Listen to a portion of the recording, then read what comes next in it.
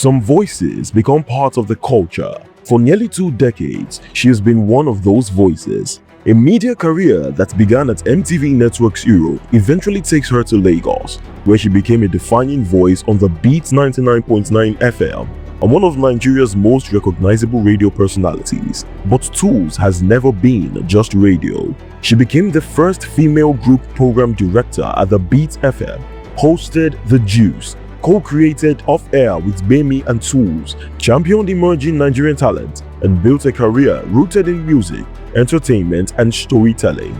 And she is still creating. Today, her creativity extends into fashion with Lale, an Afrocentric brand inspired by her love for color, culture, and storytelling. Multiple awards, countless conversations, one unmistakable voice. Ladies and gentlemen, Toolz on Creativity with Linda.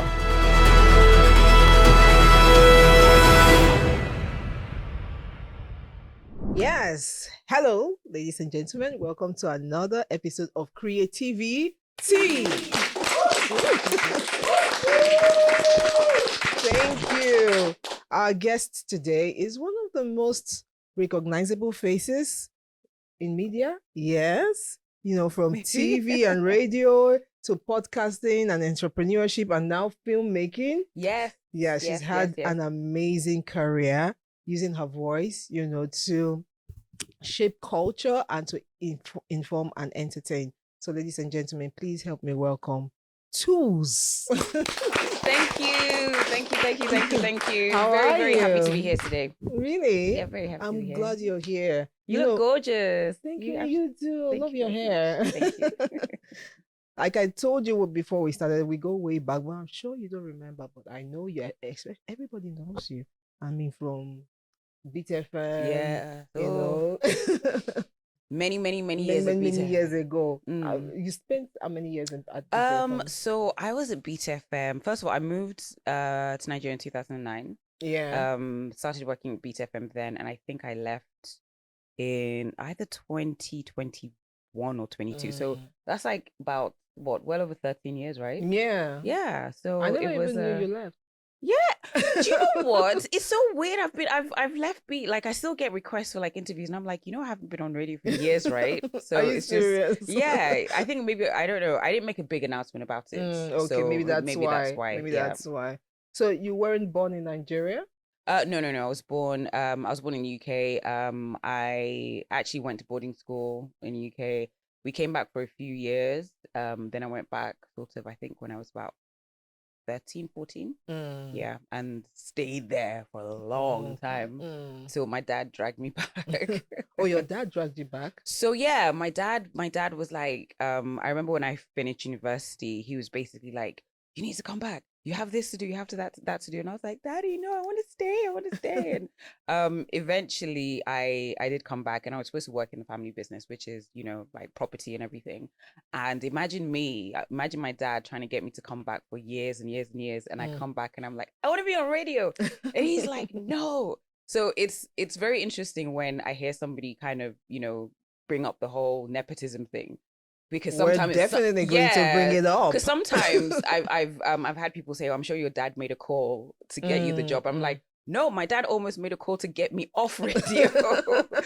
There were times he's like, I'm coming to that station now. This is not what you're supposed to do. And I literally, I think for the first year or so, I was always scared that my dad was going to show up and just drag me from the radio station. Oh, wow. But he didn't, thank God. Okay, give us a little bit of background to your family and, Okay. Oh gosh. I know them as Oniru, right? Yes. So yes, I was born into the Oniru family. My dad was the late Oba Ido Abiodun Oniru. And he, I mean, the area Oniru. So he basically was very, very instrumental, was key to Oniru being, where it is today. Yeah. Because I think there was in terms of what the land that was owned by our family, it was much, much, much bigger. And I do believe that like many years ago, the government did, take quite a bit of it. So my grandfather, my father's father, Chief Yesufu Abiodun Oniru, he was in court for quite a while, trying to, get the property, get the land back. And he was in court pretty much up until, he died, and then my dad took over. So we were able to get, I think, about 60% of it back. Yeah, so a lot of it had to be obviously filled and everything. Yeah. And that's where this is what you see today. Nice. Well, you weren't born in Nigeria. You were born in No, the UK. oh but yes, I forgot your about it. parents were living in Nigeria then. Yeah, my mom was traveling a lot. Yeah, but I was born in London. And yeah, like I said, grew up there, was in boarding school, where my sister and I were like the only black people, not even black Really? students, the only black people. How was that like? It was, I mean, because that was kind of like what I'd always known. It was, I think when I got older that I realized that, okay, things were different. And it was because when we would look at the pictures, school pictures, you would just see two black spots, and that's just me and my sister. So it was an interesting experience. Like, and then I grew up I went to boarding school in Bournemouth, and then I had like a governess. It's weird. So we'd stay in her house, and and she was fantastic. She's late now, but she was absolutely fantastic. Mrs. Ruth Lucas, that was her name. So she was very instrumental, during the good few years that I was in Bournemouth. And then we came back for a few years, and then went back, and I just was there. And went to university, of course. Started working at MTV in the UK. Oh, really? So I think that's where I really got my first taste of, media. entertainment and media. And a lot of people don't actually know that I'm naturally a very, very shy person. So I used to, when I was working at MTV, they had this thing where you had somebody that would be doing the news. Yeah. And they would be in different parts of the building. So it was always, quite often it was near my department, and I'd be like, how are they doing this? Like talking in front of a camera. Oh my gosh. And it was just terrifying to me. And I knew I wanted to work in entertainment, entertainment and media, but being in front of the camera, being in front of the mic was never like my dream. I see. But I remember there was a time that I'd come to Nigeria for my cousin's wedding. And the Nigeria that I knew and the Nigeria that I experienced then was just different. And I was like, this is exciting. I want to be a part of this. So I came for the wedding in, I think, December. So I came in dirty December. So everything was exciting and just fun. And, so within a few months, I think by April, I was like, okay, I'm going to come for a 6-month trial. And I never, went back. And I remember before I left London, somebody had told me about a radio station that was opening up in Lagos. Okay. And I was like, okay, that's not for me. Thank you very much. And I got to Lagos. I was working, for my dad. It was just me in this big office, and I was, always like on social media. Just, I'd probably do I had like an hour of work to do, and then I'll just be, doing other things. And then I also didn't know a lot of people my age. So I was just thinking, I need to find a way to meet people, my age. And then I remembered the radio station, and I thought, well, what's the worst that could happen? They'll say no, right? So I went for an audition, and I was so terrified because I'd never done that before. I'd never even done, even presenting in front of my family. I'd never done that before. So I remember going for the audition, and it finished, and I was thinking, oh my gosh, that went so badly. And I wasn't expecting them to call me back. And they did. And I was like, are you sure? Are you sure?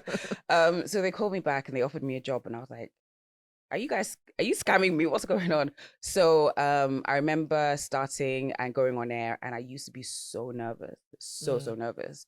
And obviously you have a probationary period. And I'm just thinking that they're going to, after maybe 2 weeks, they're going to say, thank you so much. Thank you for, but it's not going to happen. And I never got that call. And then things just grew. I never expected that my radio career was going to be as big as it was. I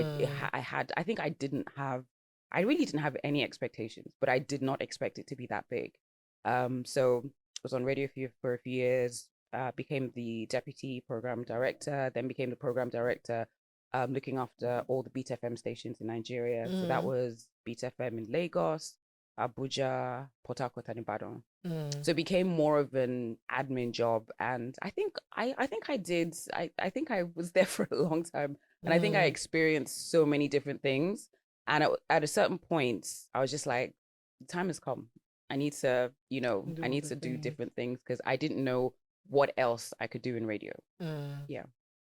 Do you think that it was your accent that made them employ you at first? Some people, it could have definitely, had like a factor, but I always, when people talk about accents, I always say that just because you have an accent doesn't mean you speak well. Of course. Yeah. So I don't, and anytime I'm speaking to, people that want to be presenters or, have a podcast, I'm like, just speak well. You don't need to have an accent. One of the things that irks me, one of the things that I discourage is when you have an accent from a country that you've never been to or you've never lived in. It doesn't make sense. Yes. So because you spend so much time trying to hold on to that accent, and I don't think that your real personality ends up coming, out because you're thinking, oh, I need to roll my R's like this to make it sound like I'm American. And you're so focused on that sometimes your, genuine personality doesn't come out.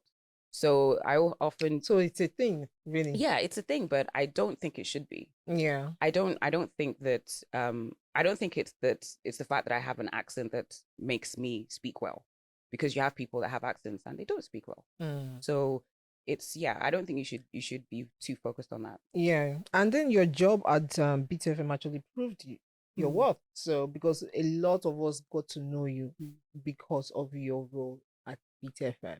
Now, one thing I also noticed then was that I don't know how to say it. Well, I felt like you were a bit of a hustler. like when Beyonce was singing I'm a diva, like something like that, because I knew then that almost every event that we go to, you were there. Was that deliberate? Was that you trying to get yourself into the industry and know people? I'm so happy you said that. Like I do believe in hustling. I started working, I had my first job, I think I was 14 or 15. Like I had to lie about my age. My first job was at an Italian restaurant in the kitchen.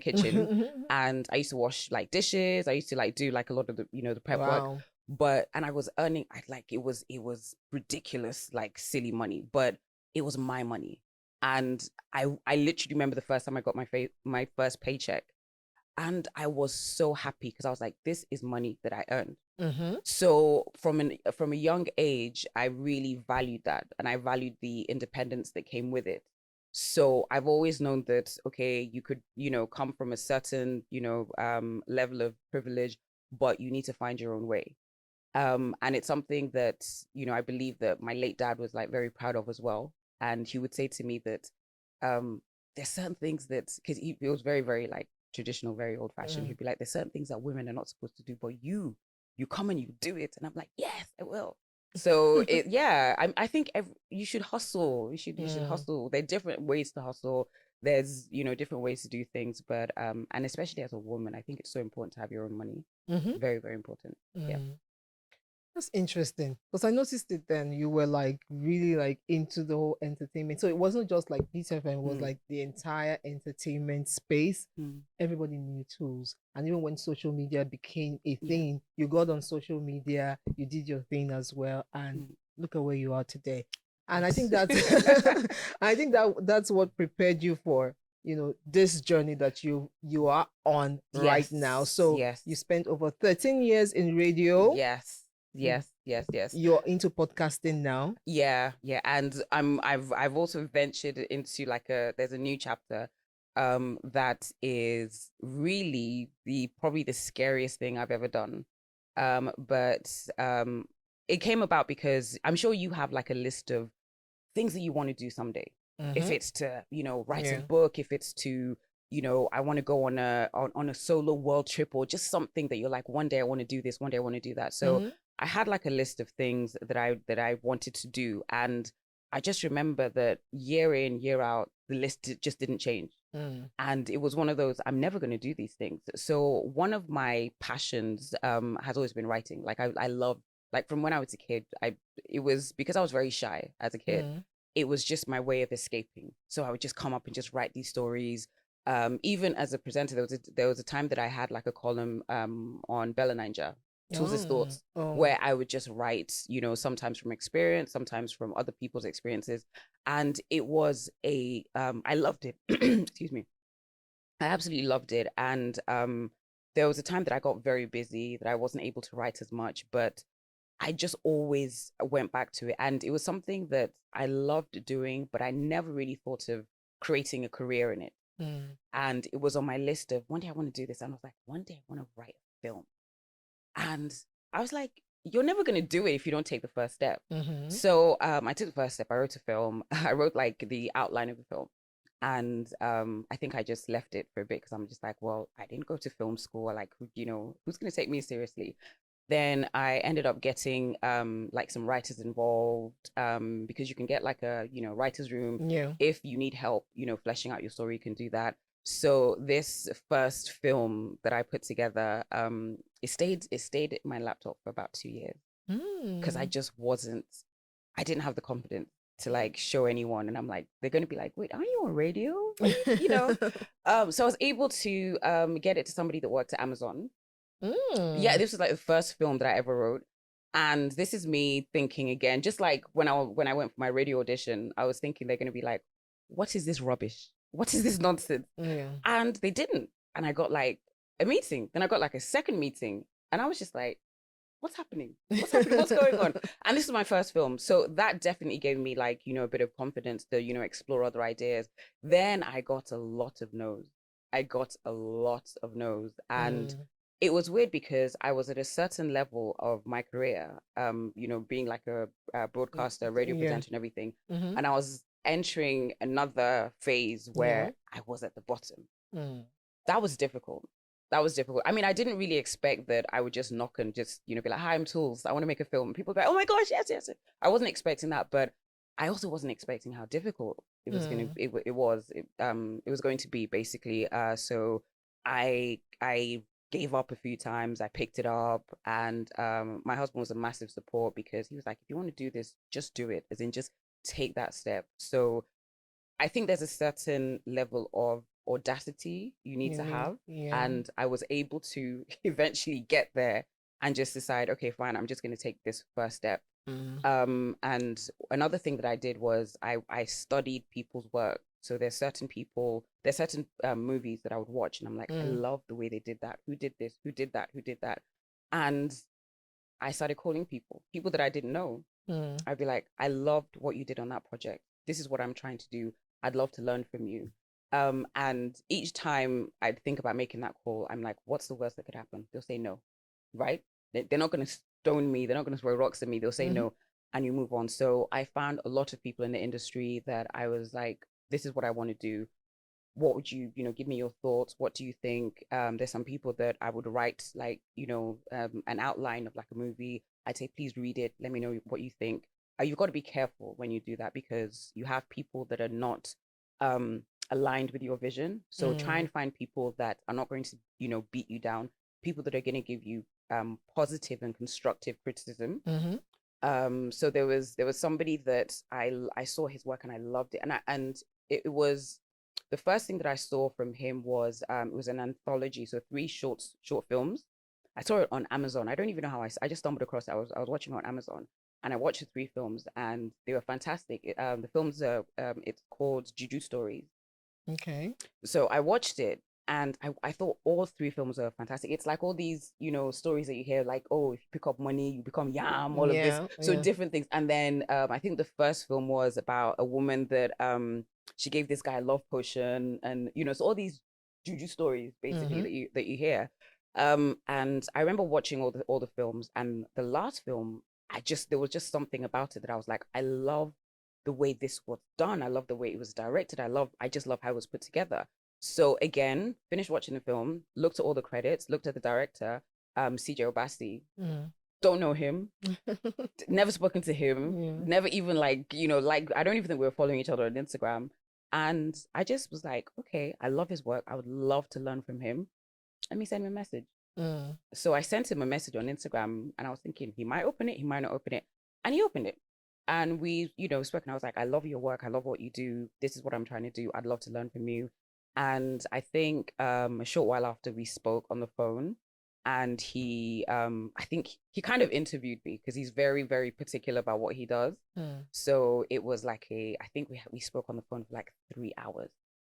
And he was just like, I want to know why you want to do this and everything. And I was just like, I love telling stories. I love telling stories. And it's something that I feel that at this stage of my career, I'd like to explore, get even deeper and everything. So yeah, so that's what happened. There are a whole bunch of people that I was just like, you know what? I'm going to call you. I'm going to call this person and be like, listen, this is what I want to do.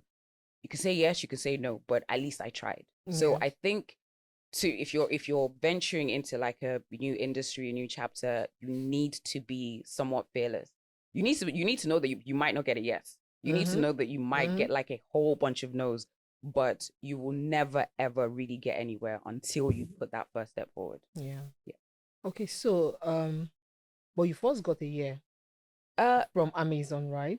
For your Yes. first movie. But this it wasn't. movie you're working on now, right? Oh, yeah, no. Okay, it's not the so it was like it didn't happen. It was like oh, this is interesting. Then it was like a no, and I was like, okay. Oh, I see. So it wasn't like oh, fine. And then even before then, I'd spoken to different, people, and then I also knew that look, you're doing something that you haven't done before, so you need to be in a space where you're willing to learn. And I was like, I'm willing to learn. I'm willing to, speak to different people. I did like a whole bunch of courses, script writing courses, all these different things. So I was willing to do that. I still feel that I'm in a space where I have a lot to learn, and I'm very, very willing to learn. So you've got to be willing to learn, and you've got to be willing to take some chances, as in just, there's this book that I read many, many years ago, and the theme is something that I embrace till this very day. It's called Feel the Fear and Do It Anyway. So it's, that fear. I'm sure you've experienced it, where you're like, you're about to do something, and maybe you're in your bedroom, you're like, oh my God, I can do it. And then, you kind of like straighten up your bag, and you're just like, it's okay. And then you go outside and people are looking at you like, oh my gosh, she's so confident. But inside you're like, oh my gosh. And it's really about feeling that fear, appreciating that fear, knowing that you could possibly be embarking on something so big, appreciating all that, and still deciding, you know what, I'm going to take that step. So yeah, feel the fear and do it anyway. That was a book I read, oh my gosh, years ago. But it's something that I still like hold on to today.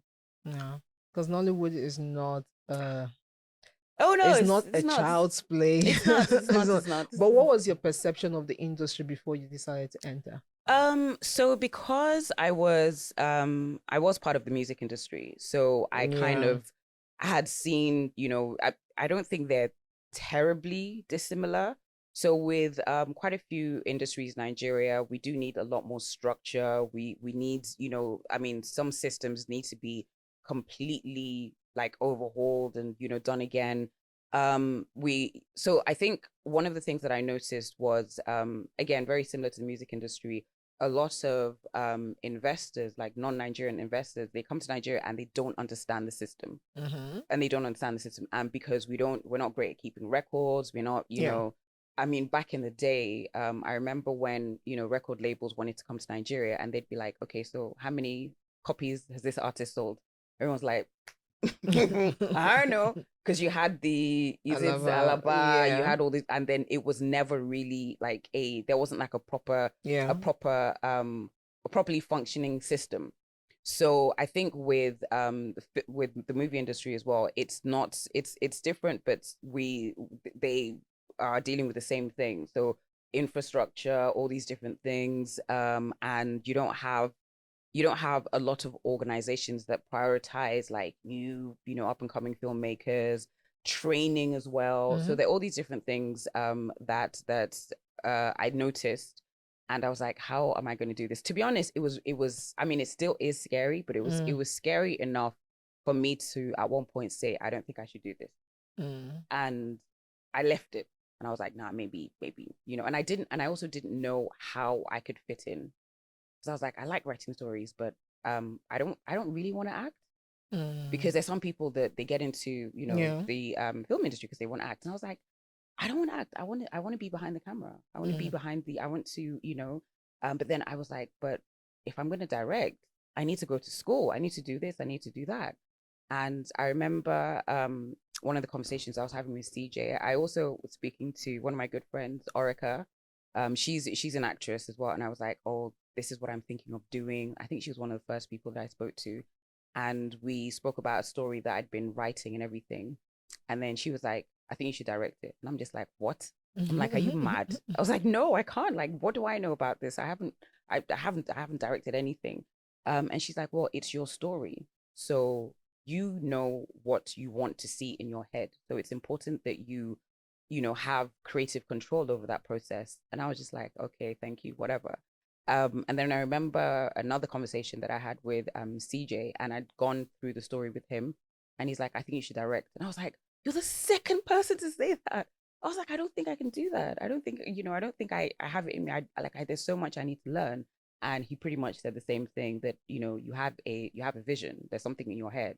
And if you give it to somebody else, they might not fully achieve that. So I was like, okay, I think I'm going to do this. So I spoke to, I think we're talking back and forth.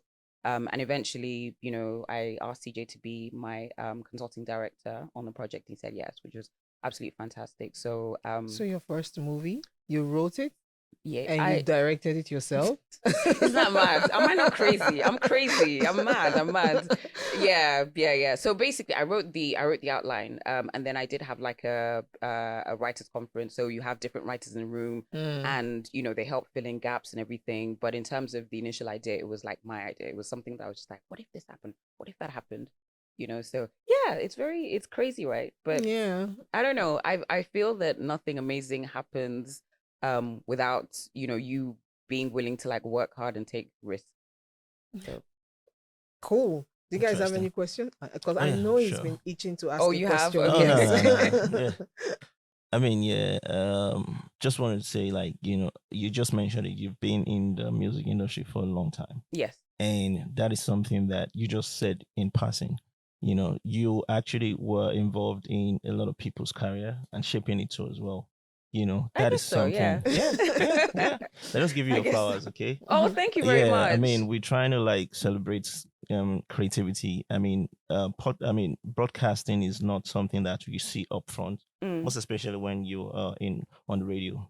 So but I mean, a lot of people get to know Toolz based on your work. When you hear that voice, it's Toolz, the signature.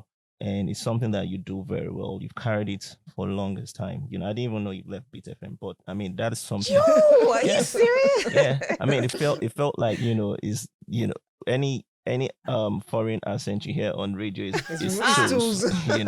But I mean you gave that life, and everybody wants to be on that platform.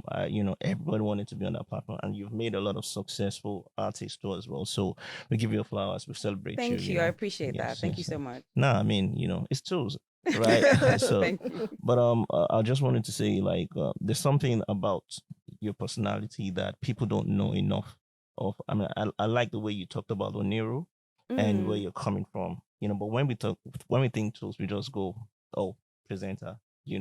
And work. Yeah, we don't think about the Oniru side of things. No, just Oniru is interesting in terms of family, right? But the person, I mean, and that you saying you're shy explains it all. I mean, I think it's a conscious thing. I mean, maybe you don't want to be upfront, but then the person in terms of who is Toolz. I wanted to know how you got to meet Baby, for instance. How is that friendship? How did that happen? Maybe that could help us navigate to Toolz, because I don't even know if you're gonna say it. Oh my gosh, it's. I actually feel that I'm relatively open, but then again, I've also realized in the in the last few years that I think I'm an extroverted introvert. So there's sometimes that I'm like, oh, and then sometimes I'm just I literally need to be in my house and talk to nobody. And it's just a way I reset. And, Of course, Wimi was, we met at the station. So initially, when Beat FM started, it was myself, Orica, and Jason. So I met Orica, at the station as well. And Orica was doing the breakfast show. I was in the lunchtime show, and Jason was doing the drive time show. And then our MD at that point, Mr. Chris, he then brought in Gbemi. I think they used to work together at Cool FM. So brought in Gbemi to do the drive time show. And then that's how, we met. And we do this thing, or we used to do this thing where I would be wrapping up my show and she'd come in and we'll do the handover. And it was the most unhinged thing ever. So it was basically just a roundup of my show and introducing her show. But it became something that, we have quite different opinions on life. And it became something that people were just like, oh my gosh, I can't believe you said that. I can't believe you said. And then the fact that I don't think we take ourselves too seriously. So sometimes, we'd have crazy conversations and we would forget. By the time I've left the studio, I forgot what I said. And then you just get messages like, oh my gosh, you guys said this, you talked about this. And we know a lot of we know the artists. Sometimes I have one of those that I'm going to share with you. Oh gosh.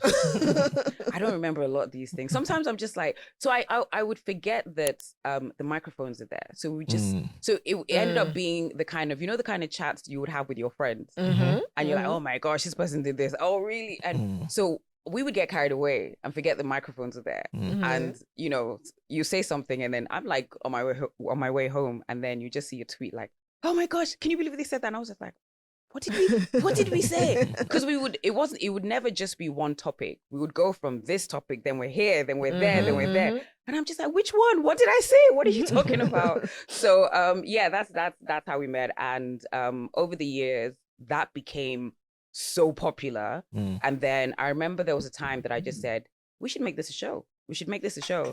And I told Gwemi about it. And I remember her being like a bit like, really? And I was like, you know what? What's the worst that could happen? So that's also like one of my mottos. What's the worst that could happen? We'll start it. We'll do maybe 4 or 5 episodes. People won't like it. I will move on. It's okay. Move on. And that has been going on for, oh my gosh, we're about to start our 10th season.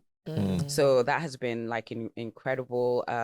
We started that literally with like, I think we had like, maybe 2 people on our team, 2 or 3 people on our team. I can't remember. And that it started off, we started shooting that in a tiny room in my husband's office. Like it probably was half of this, if not like smaller. It went on to be commissioned by MultiChoice. So we were on TV for, 2 seasons. And then we got dragged by our YouTube family. Oh my gosh, they didn't like that. So we decided to come back to YouTube, and that's where we are now. Interesting. Yeah. So another thing is like I said, you guys carried a whole lot of like the music industry when it comes to airplay and all of that. Was that overwhelming? How does that, because everybody wants to be on your show at the time, how was that feeling like, was that like you also feeling like, man, I've arrived, man? Do you know I was and I still am very, very passionate about Nigerian music in general. So I think that part of me really came alive when I worked at MTV.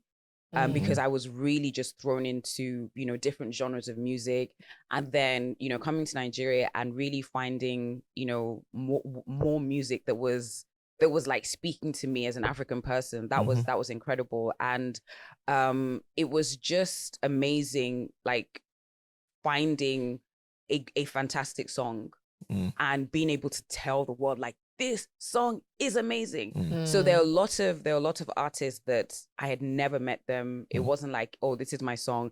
I just came across their songs and I'm like, this is really good. This is really fantastic. And I would just play it on my show and say, you guys need to check this out. This is a dope song. This is like fantastic artist. So I don't think I ever kind of thought, oh, I've arrived. I always kind of felt like my job was to just, obviously give the listeners what they wanted. Introduce them to like new, genres of music, new artists as well, which I really feel like I did. And then also the fact that, quite a few of the artists that are still doing fantastically well today, I feel that we were part of their journeys. Yeah. Because, you know, I mean, even Burner, we played a lot of his stuff at the beginning. And then his, I think, manager at the time also worked to be at the station, which is which is interesting. But it was never like forced. He would always be like, listen to this, what do you think? And I was like, oh, wait, this is a bit different. This is nice. This is very, very nice. And then, you know, just spreading it to, you know, the whole country, the whole world. So I feel very privileged to have been part of so many different journeys. There's some people that, you know, would come and say to you, thank you so much. Some people that don't. It's okay. It's okay. It happens like that sometimes. Yeah. I know he still has a lot of questions about music, so let him finish. Okay. Now you made me forget all the questions. No, feel free. Okay. Ask No. away. Which interview would you say is like the most epic? I think it's the Wiz one. Maybe. The most epic. Oh my gosh. Woo. Do you mean on radio or in general? In general. Radio. Oh gosh, I feel like I interviewed everybody on radio. Yeah. I feel like I interviewed everybody when I was on radio. Interviewing David is always fun because he's very open, and you know, with Wiz, you're always you know gonna have a good time. Burner's you can just say something and you're just like, but I think some of my interviews on and Danny the Juice were very, very like memorable. There was, again, these are some of the people. I think Olamide's interview on the Juice, I really like that. Yeah. And then these were interviews that I did, I think they were like about 10 years ago. Yeah. And they're still popping up online, you know, now. And I'm just like, whoa, you guys are still watching this. That's fantastic. I don't think I can name one. I think there's so many different interviews. One that I was watching the other day was Kerry Hilson. When she came to, this was on radio when she came to Lagos. So interviewed her, and I was watching it because I remember she came in, and I think her dad came with her, and then a few years ago her dad died. Oh, wow. So I actually remember I had like some pictures, and I remember sending her a message like, hey, you know, I'm so sorry about your dad. Obviously because I was, you know, every now and then I still think about my dad, and I just was like, I've got some pictures. So I sent her some pictures, and she was like, oh my gosh, I'm so grateful. Oh, wow. You know, because I just remember just looking at the pictures, and I'm like, oh, I wonder if she ever saw, you know, pictures from this interview that she took with her dad. So I sent them to her. So that's always an interview that I think about because of what happened afterwards. Okay. Let me just allow you to continue. Okay. Okay, so I wanted to ask about something you said during the handover. Gosh. The handover or affair? Are you going back? No, I'm going back. Oh my God. Because it still stays, it stayed here in my head. Let's try. Let's try. And then when you came into you said something about not being a NePo baby, or don't like holding on to the fact that you're a NePo baby. So that's kind of reminded me of that thing that you said on air. Was it you or was it Bami? Right? Okay, so what you guys do then is when you read, sometimes you read tweets and you read stuff online, and then the question you were asking the people that said something was like, have you guys eaten today?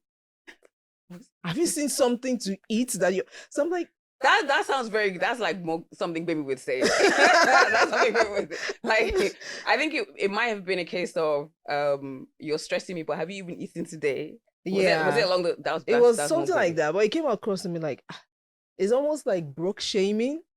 I don't think Moji, who would have said that? Me or Bami? Who would have said that? Me or Bami?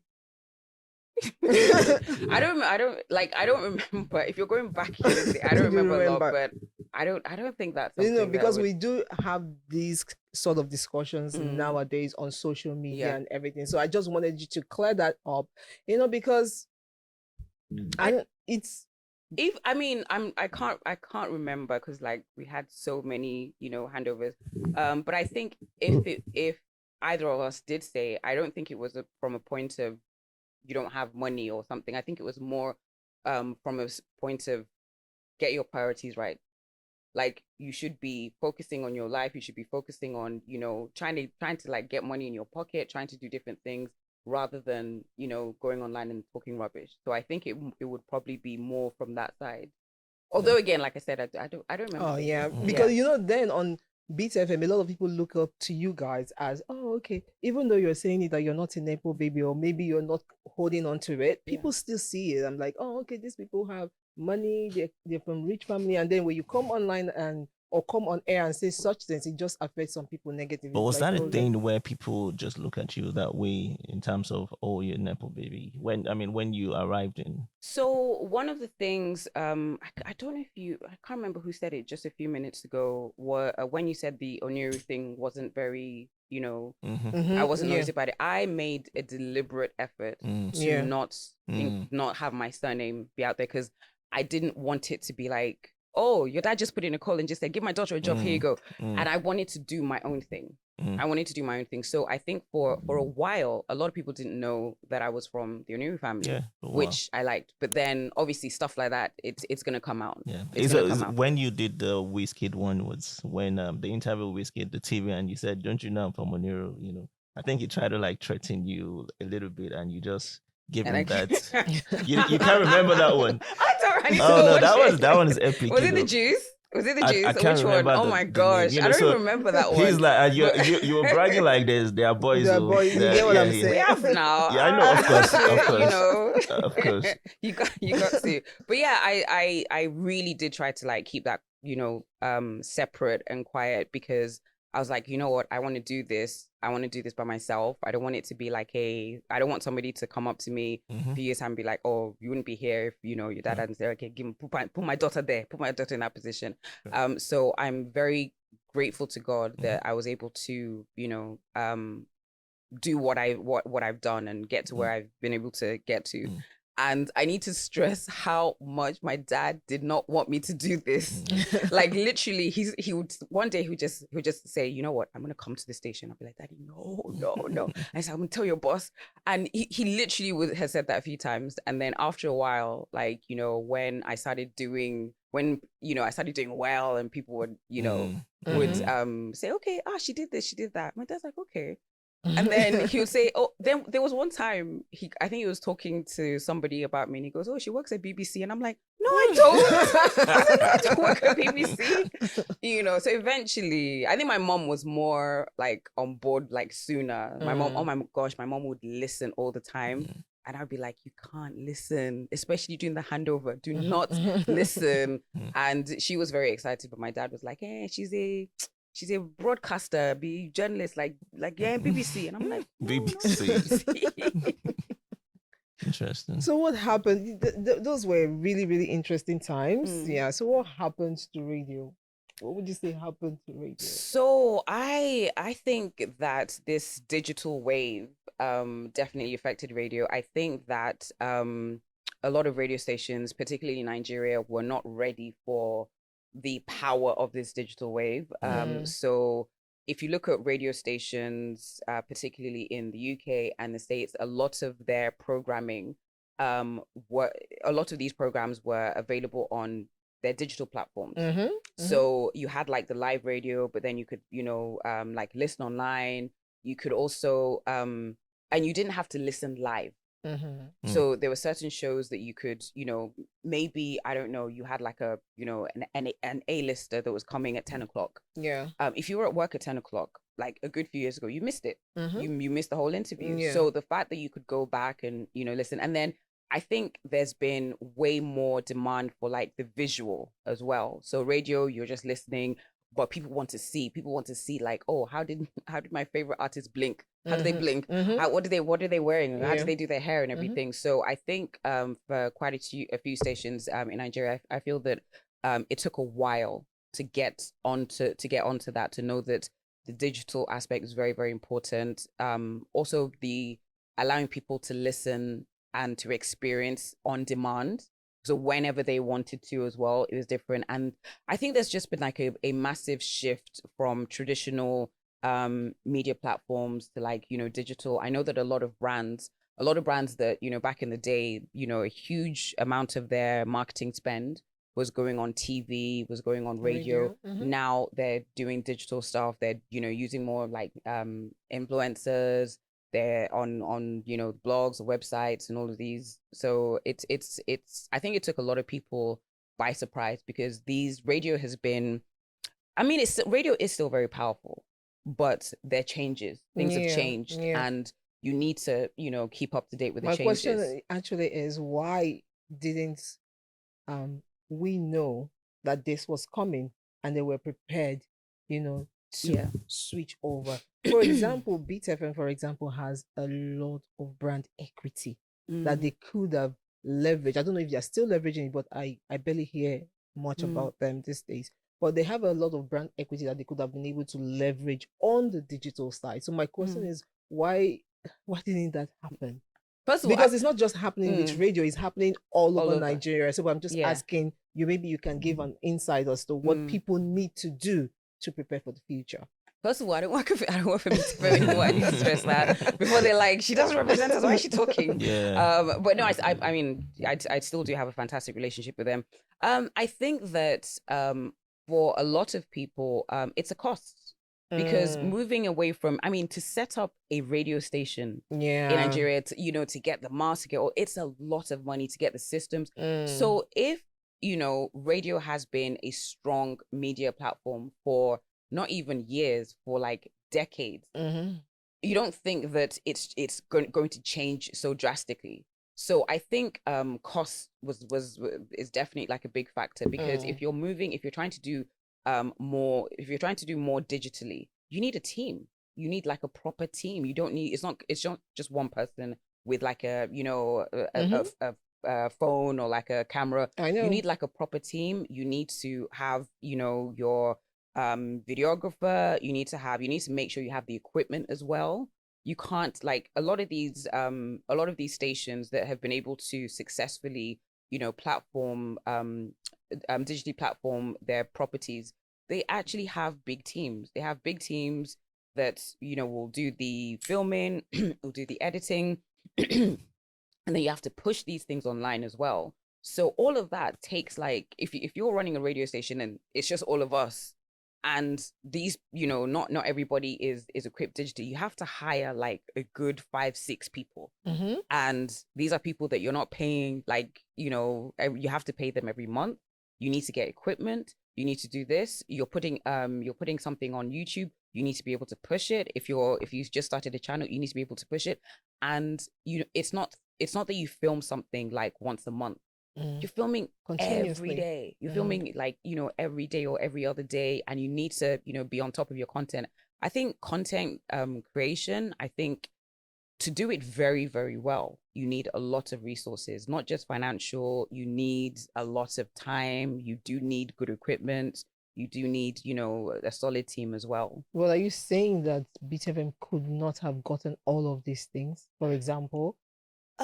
I wouldn't say that. I would say that I mean, it wasn't like there wasn't a digital team. There was definitely like a digital team, but I feel like it's what's that saying? Hindsight is 2020. Like in your mind, you're like, we're good, right? We're good, right? I think that's the main problem. Yeah, but then this is something that I think affected different stations as well. Yeah, that's what I'm saying. And the reason why I'm bringing this up is that already we're in the digital age now. Before you know it, something else might come up, and then we'll make the same mistakes again if we're not talking about it. It's not just BTFM. Almost all the TV stations are going down, and they're losing everything that they've built just because somebody is not thinking ahead. Again, it's like the whole thing about hindsight that I said. I remember when I first heard of Bitcoin, I was like, this is like, sounds like a scam. It sounds like a scam.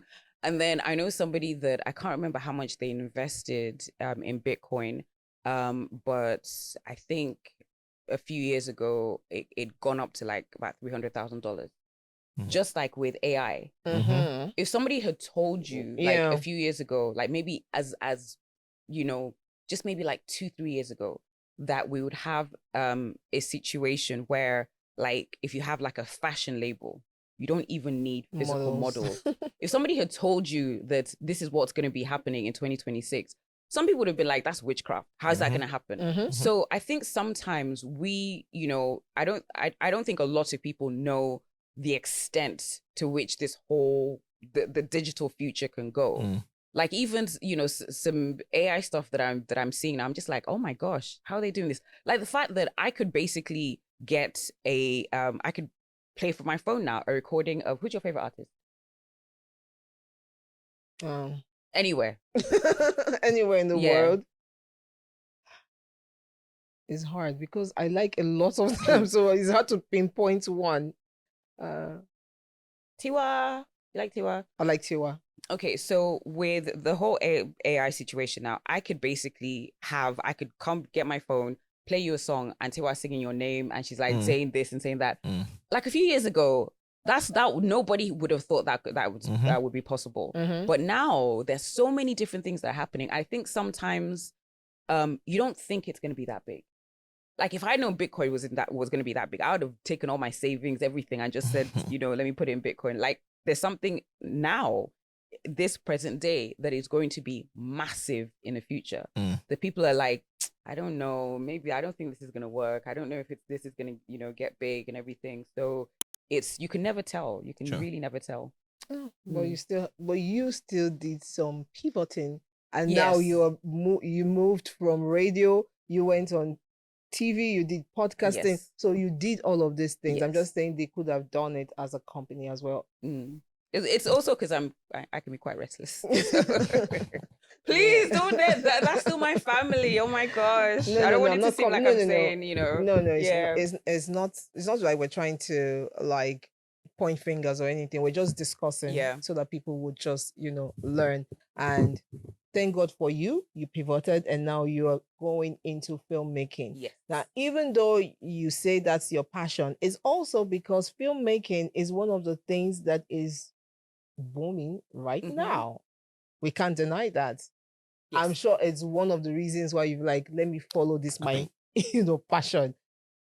You're hesitating. No. I agree with you. I also think that anything that you're going into, you need to have like a real passion. Of course.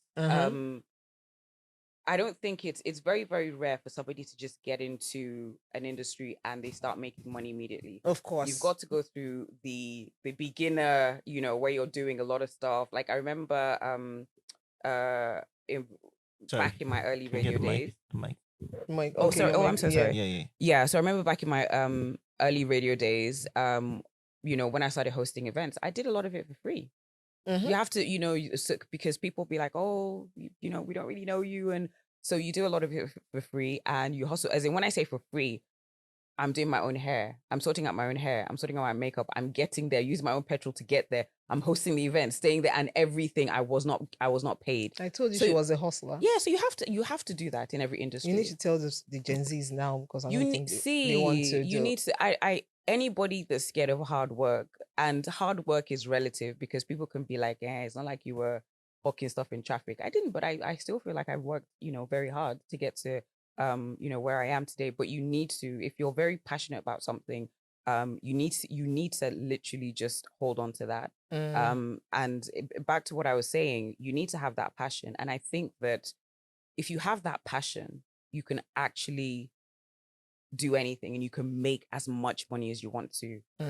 So that passion is what's going to get you through the times when you're not getting paid or where you're not getting paid what you should be paid when you're growing. So you need that passion, and that's what's going to help you like stay and keep going, and then hopefully everything pays off at the end.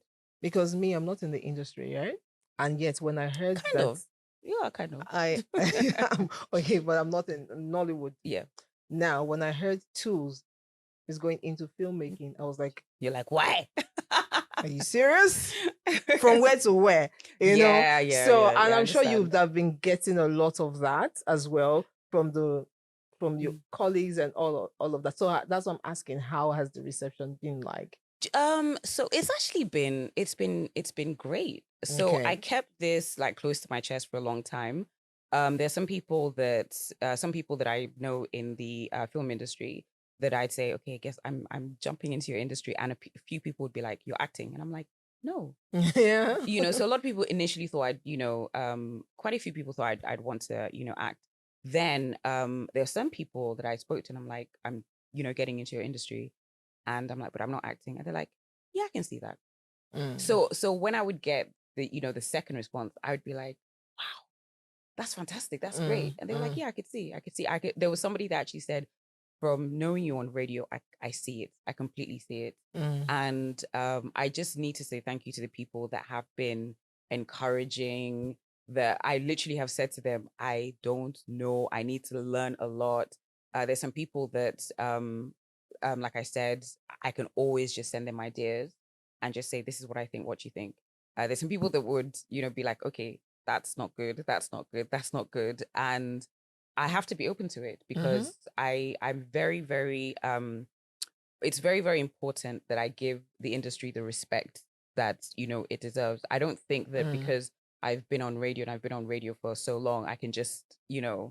just switch and just like be okay. I know what I'm doing. So I've just said I want to learn from you, and I have no shame in saying that. And I think that everybody in some capacity should always want to learn, like no matter how old you are. I think that's Yeah. one of the beauties of life. The fact that I could have been doing something for 50 years, but because I've done something for 50 years, it doesn't mean I know every single thing about it. There could be somebody that's been doing it for 2 years that's like, have you thought about doing this? And if I'm not open to learning, I'll just be like, I know more than you. And these are the people, these ideas that are somewhat crazy are the ones that sometimes end up changing the world. Yeah. So yes, I'm saying I'm very open to, like, I want to learn as much as I can from so many different people. I'm constantly just watching and just, I love this person, I love what they did here, I love what they did there. Oh, how did they do this? Reading up and everything. And it's been very exciting. How far have you gone with it? I don't know how much I can say. How much can I say? But I'm working on a project that, God willing, fingers crossed, God, please, hopefully before the end of the year, Okay. to come out. But it's been tough. It's been tough. Have you shot? You've done the movie? Done a little bit. Okay. We've done a little bit, but it's. And you directed it? Yeah, I did. How was the experience? So I've done one or two things. But the project I'm working on, I love directing. I love there's a certain level of joy that I get from seeing something that was just a tiny seed in my head, seeing it happen in real life. Oh my gosh, it is exciting. So it's just amazing. So I love directing. So that's something that I want to work at getting better at, work on getting better at. So hopefully, God willing, I'll be able to do like courses, I'll be able to like, do other different projects. But right now, this is giving me so much joy. It's tough. It is tough. I've cried the kind of tears I never thought I would cry. I've cried. I've been, it's been tough, but at the same time, it's just been amazing. Yeah. What made you cry? I mean, you even said it that, the Nollywood or, filmmaking, it's not easy. It's not easy. I did a short film and there's a lot, it's very time consuming. It's very, very time consuming. And then there were times that I really felt like I was completely out of my depth because this is something new. And I, foolishly, I can say foolishly, decided to just jump into the deep end.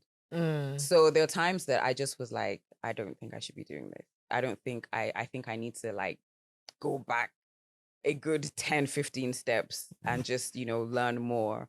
But yeah, because some people will be like, okay, let me go and Yeah. direct one or two things or go. Have you been on sets before? Yeah, yes, I have. I think I could definitely be on more. I could definitely be on more. But one of the things, like I said before, is literally have approached people and I'm like, I need to learn from you. I want to learn from you.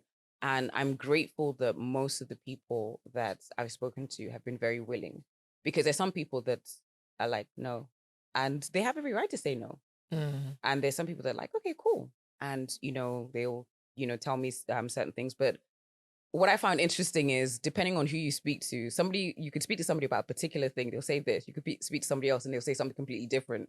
And you're now like, okay, who do I, which one is the gospel truth? Yeah. But yeah, it's been tough, but I found a lot of joy in it so far. And I just pray that it continues to grow. Okay.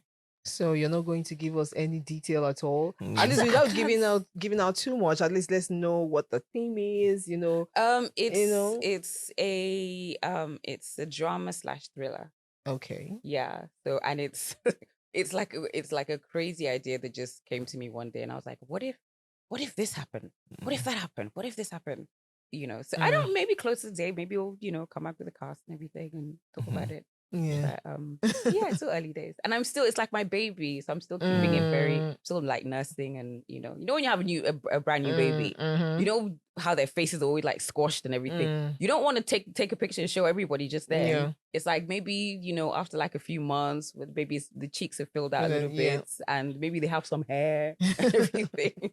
That's when you're ready to share with the world. Okay. So is it like self-funded or it was Amazon? No. Also, this is not like Amazon's not involved. So basically, this is actually an interesting story. So there's something called Creative Catalyst. Okay. And it's done by Chapel Hill Denim. And I remember it was my husband that sent it to me.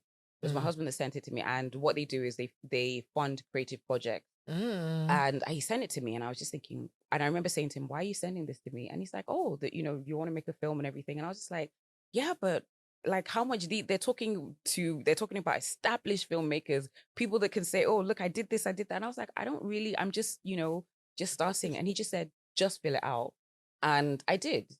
And then in my mind, I'm like, they're gonna be like, "Oh, this is cute. Thank you. Bye." And I remember I forgot it. I filled out the form, the initial form, and I forgot about it.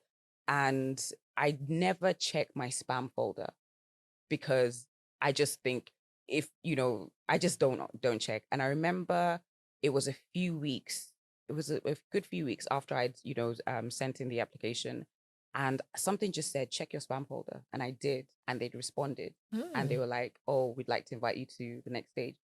And there was some information that I needed to get to them, and the deadline was like in a day or two. Oh, wow. So I was just like, oh my gosh, this is crazy. So I'm a very spiritual person, so I feel like God was so involved in this whole process.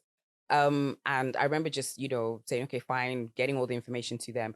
And again, I was like, well, let's see what happens.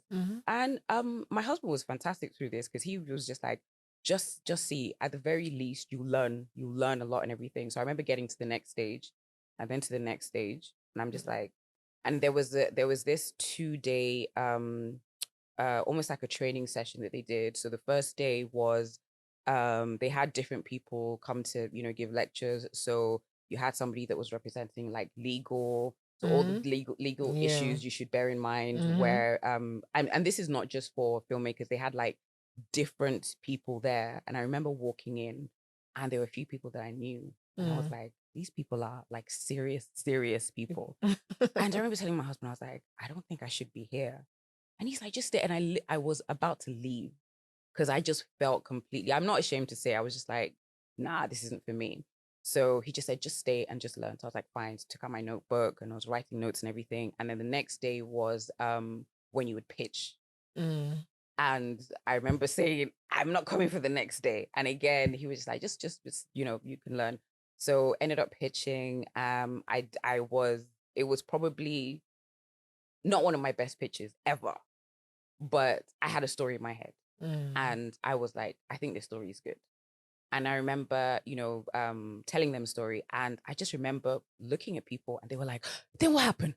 And then what happened? And I was like, what's happening here? So that happened. And then there was, I think this whole process took about 2 years. Oh, wow. Yeah, it wasn't like a happen overnight. It took about 2 years. So eventually, I got like a message from them saying we'd love to like invest in your project, and I think I cried that day.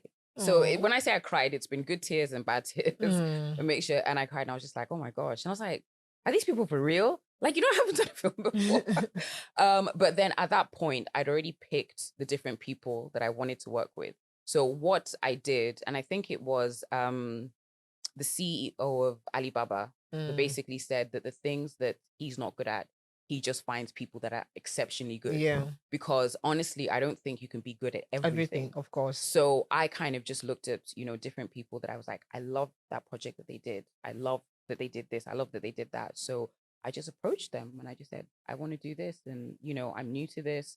And I'm hoping that you come on this project with me and I can learn a lot from you. And, you know, and yeah, so I'm very grateful that pretty much everybody that I approached said yes. And that was after like a string of no's about other things. Like there was but it's still pretty amazing that your first ever film is getting funded. It is. This is why I said God is like, this is just God just saying, now's the time. Do it. Yeah. So I honestly don't think I did anything spectacular. I think everything just, you know, aligned. And I think it's God's timing. Everything just, you know, sort of aligned. Like every now and then I wake up and I'm like, am I really doing this? Oh my God, this is crazy. This is wild. But I just think it's important to just take that first step. Because I could have literally just written something and just left it in my laptop again and be like, oh, I don't know. I'm just, you know, and I'm like, what's the worst that could happen?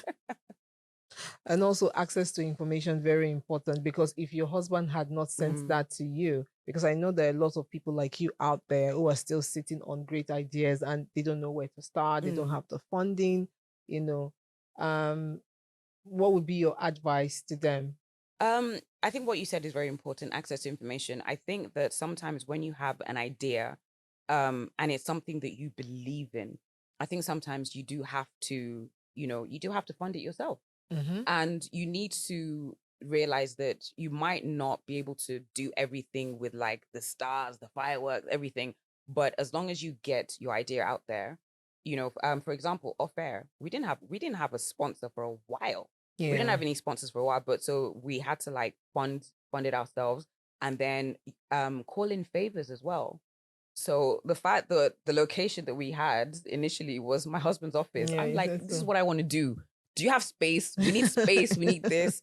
So we got the space, we got the equipment. So, and then collaborations as well. So there are lots of, for example, if you're a model, you kind of like, you want to be a model. You've done your research. You've done this. As a model, you need like a portfolio, and nobody's going to hire you without a portfolio. I mean, you might be discovered maybe walking down the street, but generally a lot of people want to see your portfolio. And in that case, what's a great idea is if you find a new photographer, because the way you need pictures for your portfolio, the photographer also needs pictures to basically say, this is what I've done. So in a situation like that, okay, this is what I want from you. This is what you get.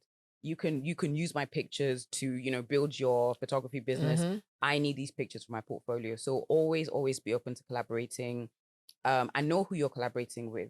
You can't as a model kind of just say, okay, I need a portfolio. I don't want to pay for it, but let me go and speak to, you know, Mr. Kalichi because he's going to be like, okay, what? But there's so many different options. And I think where we are now in the world, there's so many different ways of doing things. The fact that even if you look at music, the way it's grown, the way that, you know, you can have somebody that's recording in PH and somebody in Texas can hear it, and the person has never been to Texas. So I think that the possibilities are endless. You just have to have an open mind. Yeah. I know you have a question, just one question before I forget. Do you think your portfolio also helped you in securing this funding? Yes, you've not done anything in the filmmaking business, but they probably have done their background check on you. You know that you have a good amount of following, and then, you know, looked at your career trajectory and all of that before they agreed to sponsor you. So, right?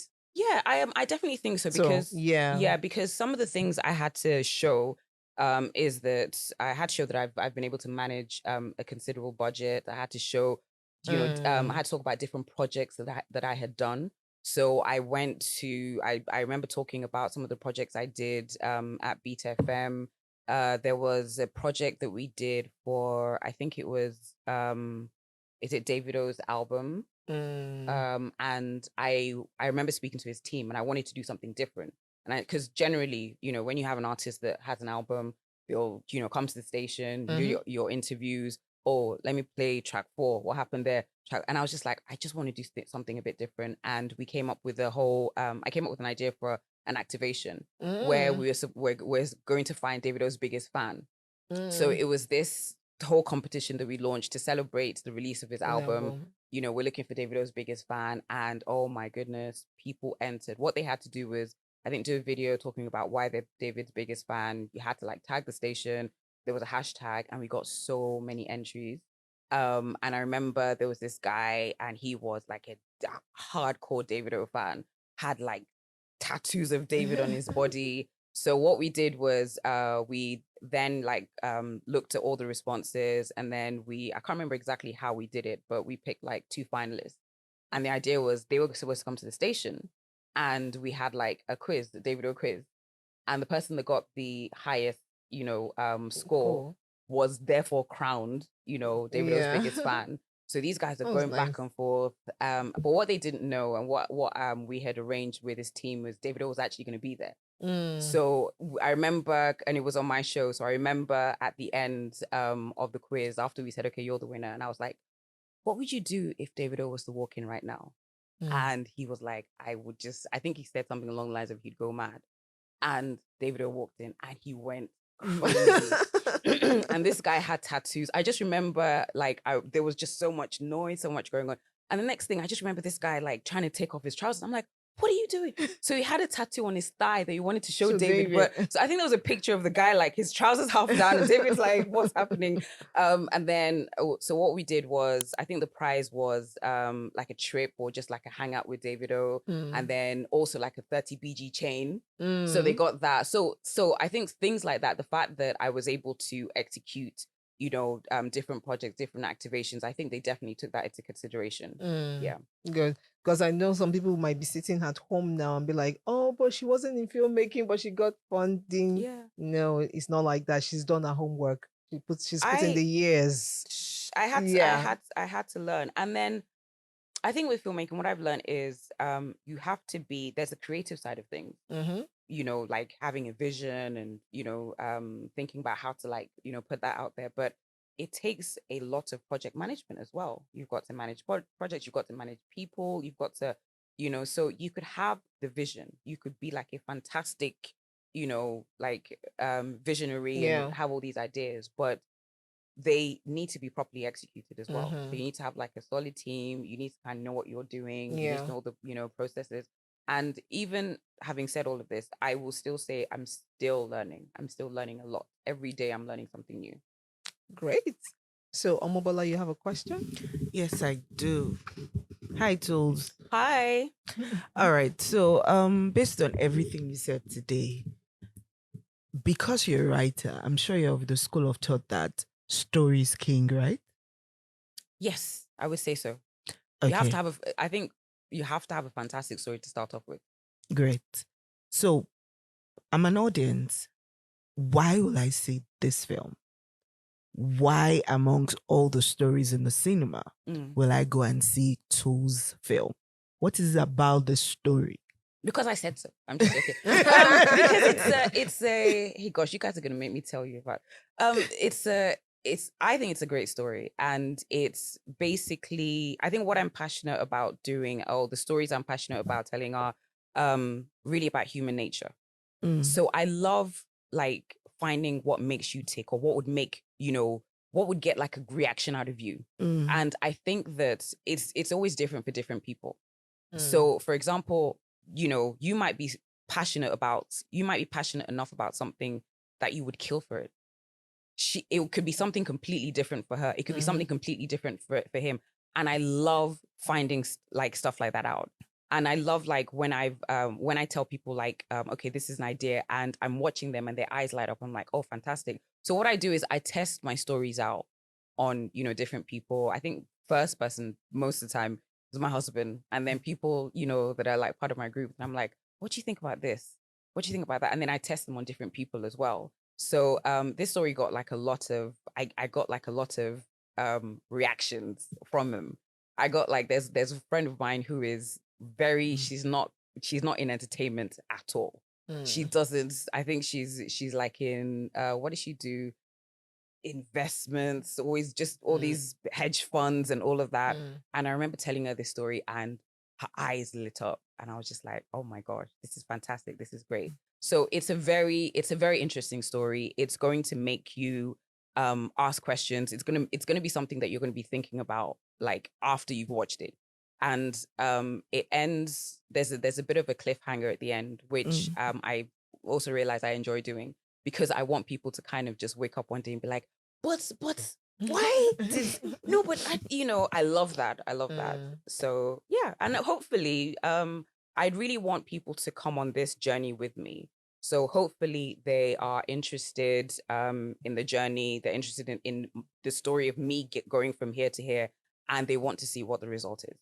Fantastic. I think you've answered my second question. What would you like the audience to leave with after watching your movie? I think you touched on it a bit. Yeah.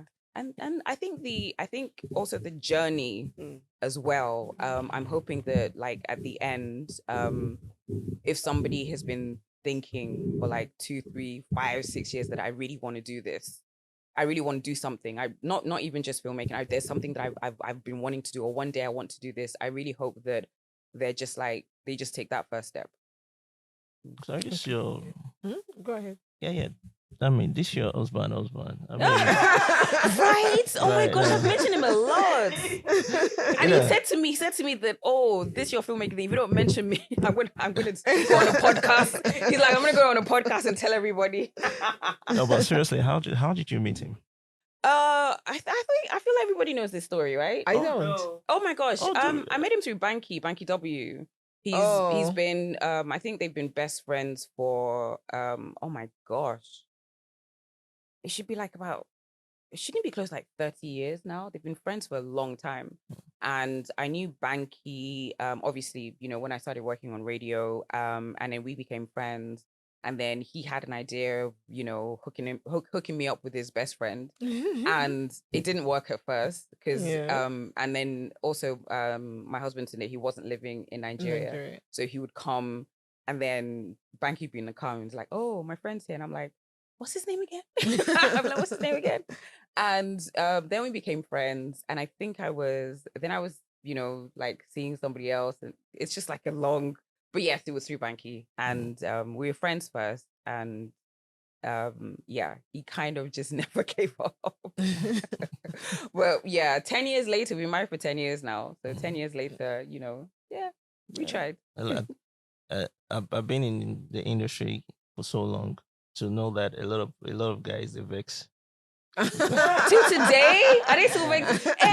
You broke a lot of guys' hearts. Why did they not express their intentions? Why did they not? Maybe they were scared. Am I scary? I don't think I'm scary. Intimidating. Really, I am. I mean, no. Okay. I mean, I'm just not scared. I just want, for lack of better word, maybe intimidated. Intimidated, like, okay, they don't have the words. Oh, that's interesting. Well, how are you managing all of this with family, kids?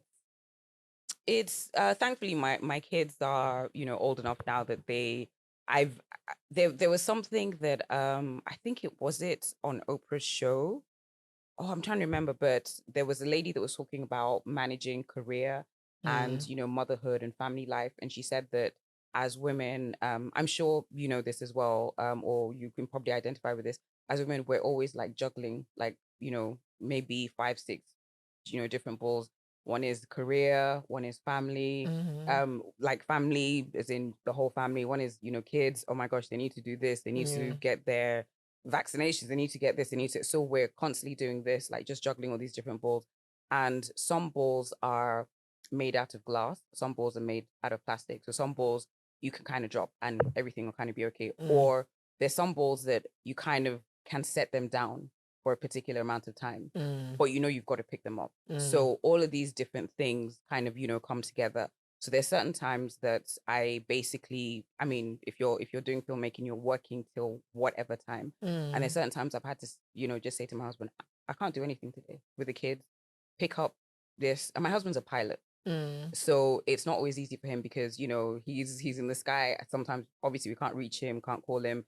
But I'll just be like, okay, for the next 2-3 days, I'm going to be like out of the house till God knows when. So I need you to, you know, sort of do this. So we've kind of been, you know, I'm very grateful to God. We've been able to like balance things out. And I think communication is very key. And then there have been times where I've had to just put my career to the side. When my kids were very young, I realized that they needed me. So that was another reason why like I decided to step away from Beat FM as well. Because I remember there was a time that my son, I think he fell. I was at home. I think he fell and he ran to my nanny. And that made me very, I mean, it was great because, you know, he felt like Comfortable with her. Yeah. But then I was there and I just remember saying, you know what, these years, we will never get them back. Yeah. We'll never, ever get them back. Yeah. You know, career-wise, I can take a bit of a break or I can take a step back and I can try and get back into it. So that was one of the significant things that happened that made me just say, okay, you know what, I need to find a situation where, you know, it can be way, way, way more flexible. One of the things that I hated was when my kids were sick. And even if it was just like a cough or a flu or whatever, I hated giving them meds and having to go to work.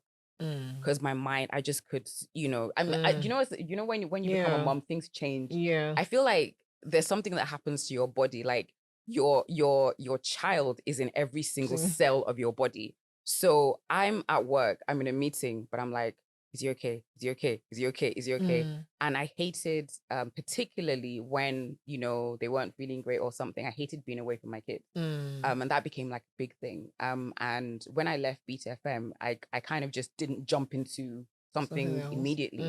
I actually spent quite a lot of time at home. Quite a lot of time. I was able to do other things, but I spent like a lot of time at home.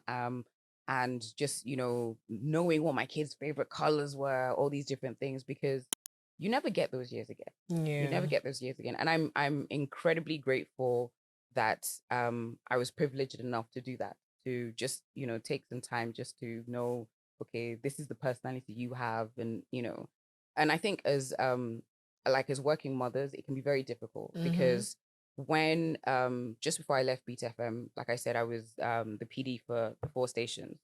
These are 24-hour stations. So even though, and I was still on air, I was still, you know, from 11 to 4. So what would happen is Mondays were crazy. Mondays, just meeting after meeting after meeting. And I'd get home. If I didn't have a lot to do, I'd get home maybe about 6-ish or something. And at that time, my kids are winding down. They're about to go to bed. And I'm tired, but I'm still trying to like, oh, so what happened today? And they're kind of getting ready to like, you know, go to bed. I'm just like tired. So I literally would have an hour or so with them and it just did not feel like enough. So yeah, it was tough, but I kind of just realized that I needed to do this because I needed to make sure that I really knew my kids. And now I feel like I know them too well. Okay, so I think let's take it back to Beat FM Okay. again, because it's really bothering me that I'm not trying to get you in trouble, right? I'm like, I don't work there anymore. My Yeah, goodness. But I loved the station. Like I loved it so much. Just like I love, you know, there are others as well, but I loved Beat FM. So do I. Yes, I still do love So BTFM. I really wish that they were able to transition, you know, and use that name, you know, for something else. You know? So I don't know.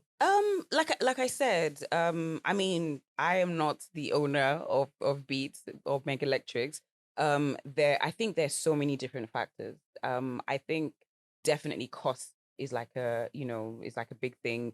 As a business owner, you know, you want to take risks, but you need to, you know, make sure that those calculated risks, you know, pay off. And sometimes you can never tell, You can absolutely never tell. There are all these different things that, you know, there's someone could say, oh my gosh, this is the next big thing. It's going to be massive. It's going to be massive.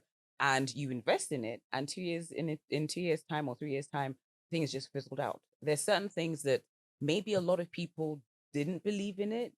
And, you know, you're kind of thinking, should I invest? Should I not invest? And you don't invest in it. And then in 2-3 years time, it's kind of like, even with artists as well. There's some artists that, you know, come on the scene and people are just like, who can Thames, for example. Thames was around for a second. Thames was around for a second, and Thames found it very difficult to get like a record label because, you know, people felt like her music was a bit different. And as well, also for female artists, it's more difficult because there's always that you're going to cost us the money. We need to pay for your hair. We need to do this. We need to do that. And some people ended up, you know, banking on her. And right now she's doing amazingly well. So there's some people that probably, you know, Thames had several meetings with them years ago trying to get signed to the record label, and they were like, no. And now they're like, oh, we should have, you know. So it's the same thing. It's the same thing with business as well. You wanted to say about the salary? Oh, yes. So I've been in my many years in this industry. I've seen lots of like rants. There've been lots of stories. I mean, I've seen several people after, you know, they've left a particular radio station. They'll kind of just say, oh my goodness, we weren't paid for 6 months. We weren't paid for, I wasn't paid for a year. They owe me this, they owe me that. I have to say that I was at Beat for like about please, can somebody help me calculate it? It's about 13 years. And we never missed the salary. I never missed the salary. And it wasn't a case of you get paid, you don't get paid. It just, you know, it just didn't happen. I remember the only time that there was like an issue was during COVID. And I mean, during that COVID period, businesses literally folded in weeks. Because, you know, like for some people, I think the rug was just like sort of pulled out. And I remember speaking to our MD at the time, and I was like, look, because a lot of the brands, they just paused their campaigns. They just, you know, would freeze all the campaigns because nobody knew what was going to happen. Nobody knew how long we were going to be in this, you know, like COVID period. And I remember talking to our MD, Mr. Chris. Sorry, I hope I don't knock your microphone. No. And I just said, look, if things are very difficult, if things are looking very tricky, I think it's important to communicate with people. I think one of the worst things that heads of companies do is not communicating with staff, because a lot of people probably had, at that point, had friends that they just came home on one Friday and that was it. They didn't have an office to go to on Monday. So I was just like, just communicate to people, let people know what's going on, and, you know, and you know, see what the reception is like. So I think there was 1 month during that COVID period where I think we didn't get paid in full. I think we got about 60 or 70%, and then I think the rest of it was paid later on. And to my knowledge, I mean, that was, I'd never had to, you know, when I left BTFM, I never had to say, oh, you owe me my salary, or you owe me, you know. So I think because I know what other experiences other people have experienced, I do think that's definitely something, you know, fantastic that they did. Okay. Great. You were talking about family, which is interesting to me. Yeah. I was like, sometimes you pop up in the news and it's one thing or the other in terms of rumors. You know, I don't like rumors. I think like they're messy, and people don't actually know the fact, and they roll with it. And I mean, I feel like you actually you try to like make sure that it's not out of, you know, control. In terms of, that's how I see it. From you don't dwell in it. I mean, you just let it go. But how does it affect you psychologically? You know, because I know that your intention is not to be in the spotlight, but then, you know, you just find your name out there. How does it affect you psychologically, your family? I think being in the industry for a while definitely forced me to have thick skin. Early on in my career, again, because I didn't have massive expectations. I didn't think that a lot of people would like know or even care about me. And there were certain times that maybe certain stories came out and I felt they made me feel very bad. And there were times that I'd hear stories and I'd be like, that's being said about me, and it's so far from the truth. There's certain things that were just figments of people's like imaginations. And I used to get very upset, and I would just be like, who wrote this? then I thought about it one day and I was like, okay, if a story comes out that's not true, am I going to knock on everybody's door and be like, hi, I'm Toolz. See that thing? It's not true. Oh, it's not true. Knock on the next person's door. So I think to a certain extent, I kind of detached myself. Not saying that I won't sue you if you try and do anything crazy, you know. But I had to like sort of detach myself. So there's certain things that I would say, like even now, I'll say on the podcast, I'll forget like I've said anything. And then the podcast will go live. And then I get back on Twitter and you get that notification. You're getting an unusually high number of responses. I'm like, what did I say? And I forget these things. So nowadays, I think also because I've got so many different things distracting me. So I'm on social media, then I hop off and I kind of forget. So it is not as, it's not as much of a big thing as it used to be. I mean, there was many years ago, there was a time that, oh my gosh, I'd wake up and I'm trending. And I'm like, it used to just make me I used to get very upset. But then, you know, you trend and then the next day somebody else is trending and you're like, I didn't die. I didn't, you know, nobody, yeah. So it's tough. It's tough, especially when it's negative stories. And unfortunately, it's the negative and the controversial things that trend way more than, you know, like for example, me and my husband celebrating 10 years. If I'd been like, okay, 10 years, we're done, it will probably just been like, oh my gosh. And, you know, controversies, you know, sells. And people, unfortunately, and research has shown that people tend to gravitate towards the more negative or controversial, you know, stories. And it is what it is. So I just try not to be too involved in that world. So I like the fact that I can just be like, okay, that's enough social media for me today. Let me go and do something else. Let me go help my son like color in something or whatever. And I think it's very important to be able to do that. Have you, your radio presenter, have you said anything that trended, you know, and is negative towards anyone? Maybe you've said something and then maybe it trended and it affected that person. Which one do you want to talk about? There are things that I've said that have been misconstrued. That happens quite often. And then there's okay, we've had, I feel like, a very constructive, you know, discussion. We've talked about different things, but then I could say, you know, just towards the end of this interview, I could just say, oh, I don't know, I'm not like a massive fan of Arsenal or something very, you know, and then depends on, you know, which platform is taking it. They could start with that. Tool says Arsenal's rubbish. And people nowadays don't watch the full thing. Yeah, sure. It's just like headlines and everything. So somebody that's like a, you know, Arsenal fan is now going to be hating me. And maybe I just said, I'm not really a huge fan, you know, but it's been misconstrued and, you know, everyone's trying to push for clickbait. So you also have to bear that in mind. And I think sometimes people just literally, they just go with the headline. So what has happened in the last sort of few years is I've maybe done an interview, I've talked about different things, and then we just have like a random conversation about a certain topic, and it can be flipped to seem more controversial. And then certain blogs, certain platforms, that's the heading that they use. You know, oh my gosh, there was one interview, this was at the beginning of my career. And I think it was, can I name? Yeah, I shouldn't name them. you should. No, You can. it was years ago. I forgot. I haven't forgotten, but you know. And then we talked about different things, talked about, you know, all these different things. And I thought it was a great interview. And then I remember it came out, it was a newspaper. And then there was a picture of me and the heading was, I've always had killer hips. And I was so annoyed.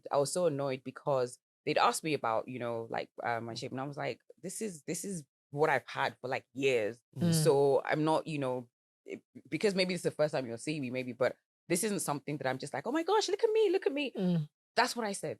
And they changed it to, I've always had, you know, and then a picture of me like this, and, you know, and I was so annoyed because I felt like they just rubbished every, you know, serious or interesting thing that I said, that we talked about. They just rubbished it. And if you saw that, you'd be like, what is she talking about? Well, Like, what is, yeah, you know, and yeah. you probably wouldn't even read the full interview because you probably be like, you probably think be that she's turned just, off. she's just sitting there saying, yes, I've always had big hips. Oh yes, my hips have done this, my hips have done that. So I was very annoyed. I was very annoyed about that. Is that the But thing? That's interesting because you've done a lot in the industry, Yeah. and then do you get that whole this is what people are actually focusing on? My body is what people are talking about. Is that a thing? Like, do you feel like that's what people? Because again, I also watched your interview with Bayu, yes, and then I'm like, I'm not gonna say that. I don't know why he keeps asking. I mean, although it's all jokes, but I'm like, why? The gods for me. But yeah, is it a thing? that's why I had a weapon. So I think one of the biggest mistakes that I made with my career is I wasn't more intentional with narrating my own story. And I think it came down to me not really knowing how to do that. And I think what I should have done is maybe gotten in front of it more, because if you don't tell people this is who I am, people Yeah, would try and tell you, like who you are. So I guess one of the things that, if you've never seen me before, you'd be like, oh my gosh, she's like hippie or whatever. And that was something that, really became talked about. And I think what ended up happening is that a lot of people thought that I was pushing that, as in, look at me, this is, and there's some people that, I think the weirdest thing is, like, when I meet people and they're like, oh my gosh, I didn't know you were funny. And I'm like, oh my gosh, I'm very funny. Maybe I should do my own stand-up shows or whatever. But and it's because all they've seen is, these, like, maybe a clip of something. And you need to bear in mind that if I talk about that, like, we've talked about so many different things today. And this is like a fraction of what we've talked about today. But somebody can still chop this up and make it seem like I'm just talking about, something very silly, something very nonsensical. So that, I feel that one of the biggest mistakes I made was not getting in front of that and just saying, actually, this is who I am. This is, but you learn. So if I was to ever do this again, I think I'd probably just, have a press conference. Because I didn't even, after that interview that really annoyed me, I don't think I publicly said anything about it, because I didn't know how to. I didn't know how to like. No, but go you're about true it. about that, because even me, I don't think I know a lot about you or your story or your personality, like he said, because when you came in, we kept asking you, we're trying to understand who Toolz really is, apart from being a radio presenter who I thought was shaming people. No, I don't think anymore. I'm going to go. Please, maybe notes. I'm going to go and look for that, because I don't think I would. That's not what I would kind of say. Yeah, exactly, because you're different, and I've also seen Baby really in real life, and she's not like that as well. Yeah. But then that's the perception, that was out there, right? So I think you're right about that. You really do need to tell your story more, so people get to know who you really are. Yeah, and I would add to that, like, that is one of the things that I like about this podcast. We don't really do those sort of things, and I really like the fact that we've been talking, and it's more about your career and what you have coming up.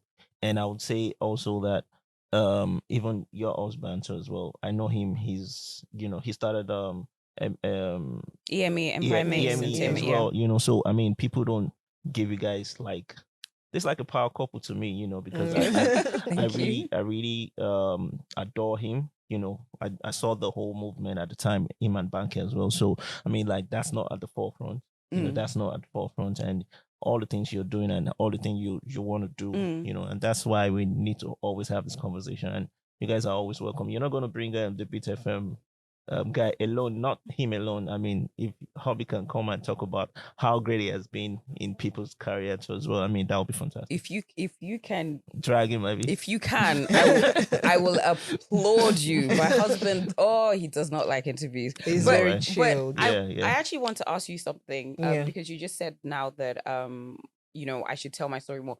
How else do I sort of, You're already doing that now. That's number one. And then number two, you can also do some thought leadership articles online. Because now the only thing I know that you do, which was going to form part of my question, is I know you jump on commentaries a lot.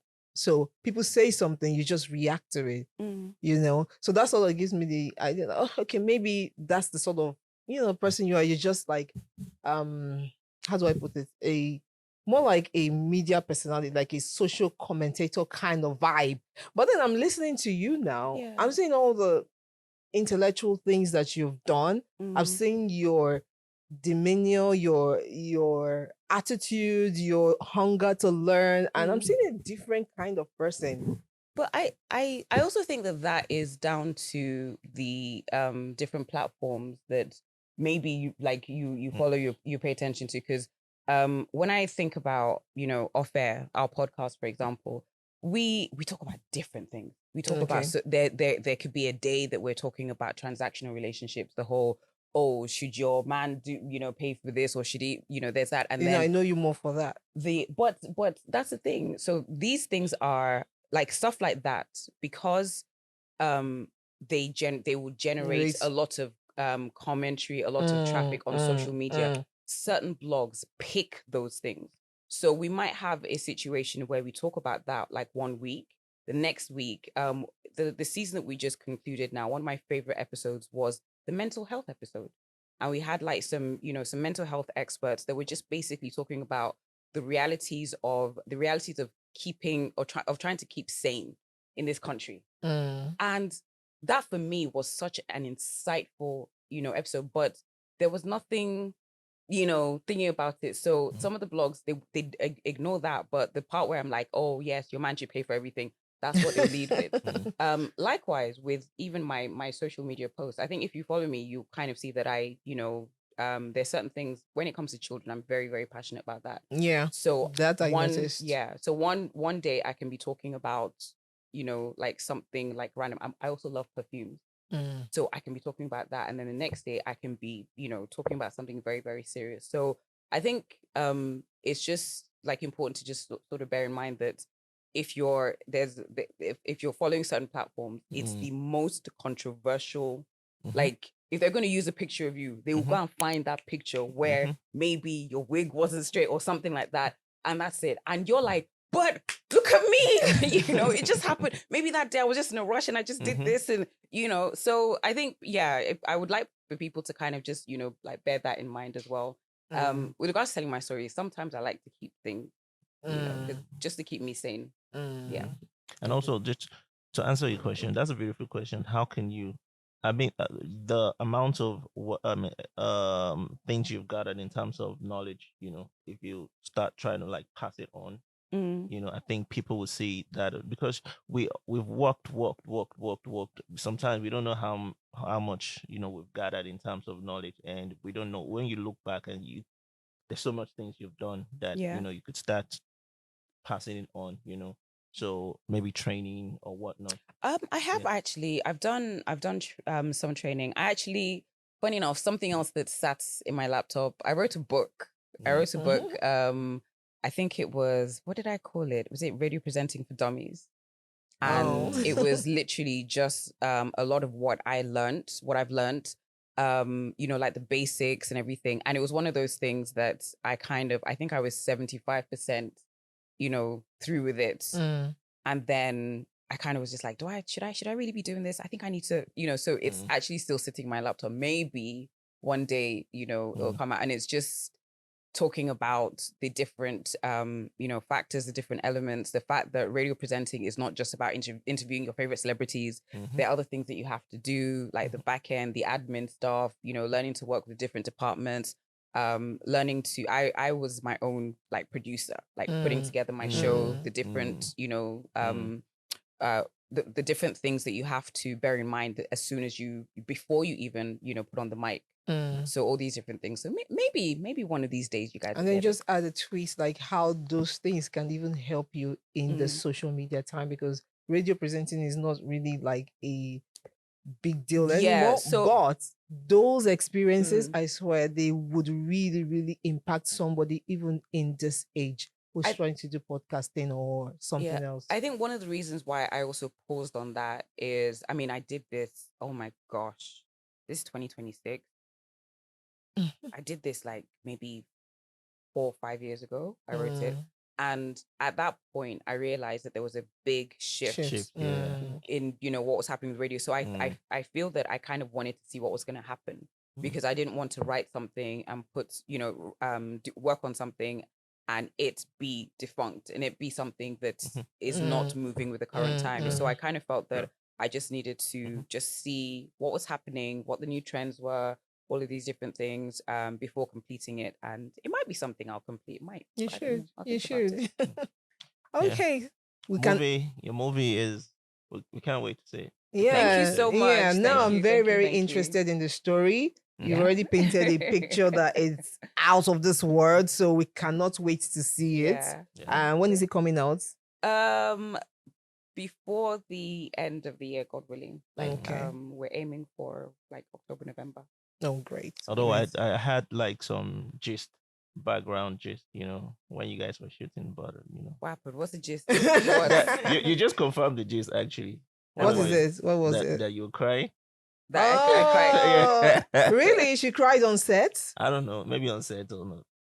I'm not ashamed of that. Yeah. I think if you're doing anything, you know, that you're passionate about, there are gonna be days that are tough. Yeah. There are gonna be days. I think anything that you're doing, that you're passionate about, that you're working hard for, if you don't have a day where you sit in the corner and you're just like, God, why? What's going on?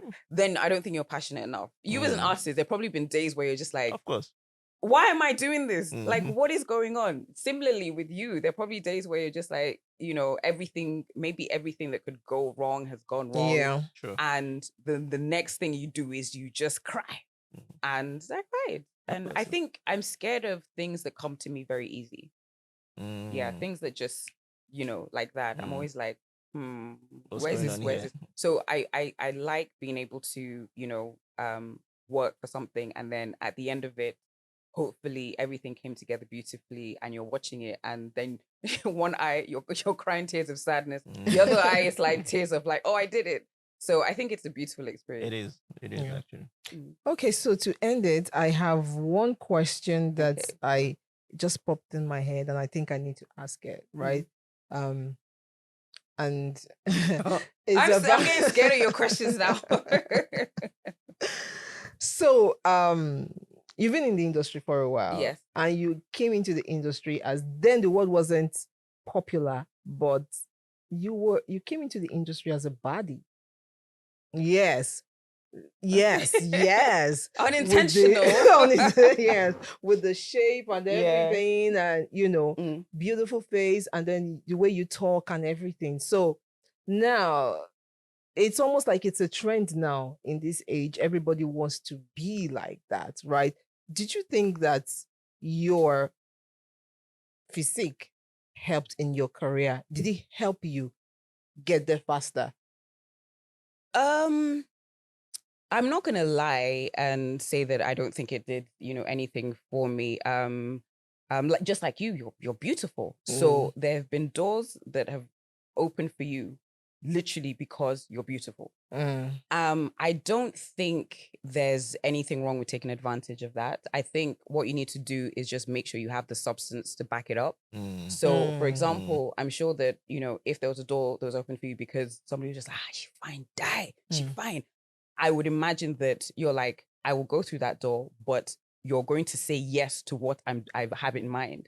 So I don't think there's anything wrong with that. I think if you know that you have some assets, use it, but don't let that be the only thing that you have.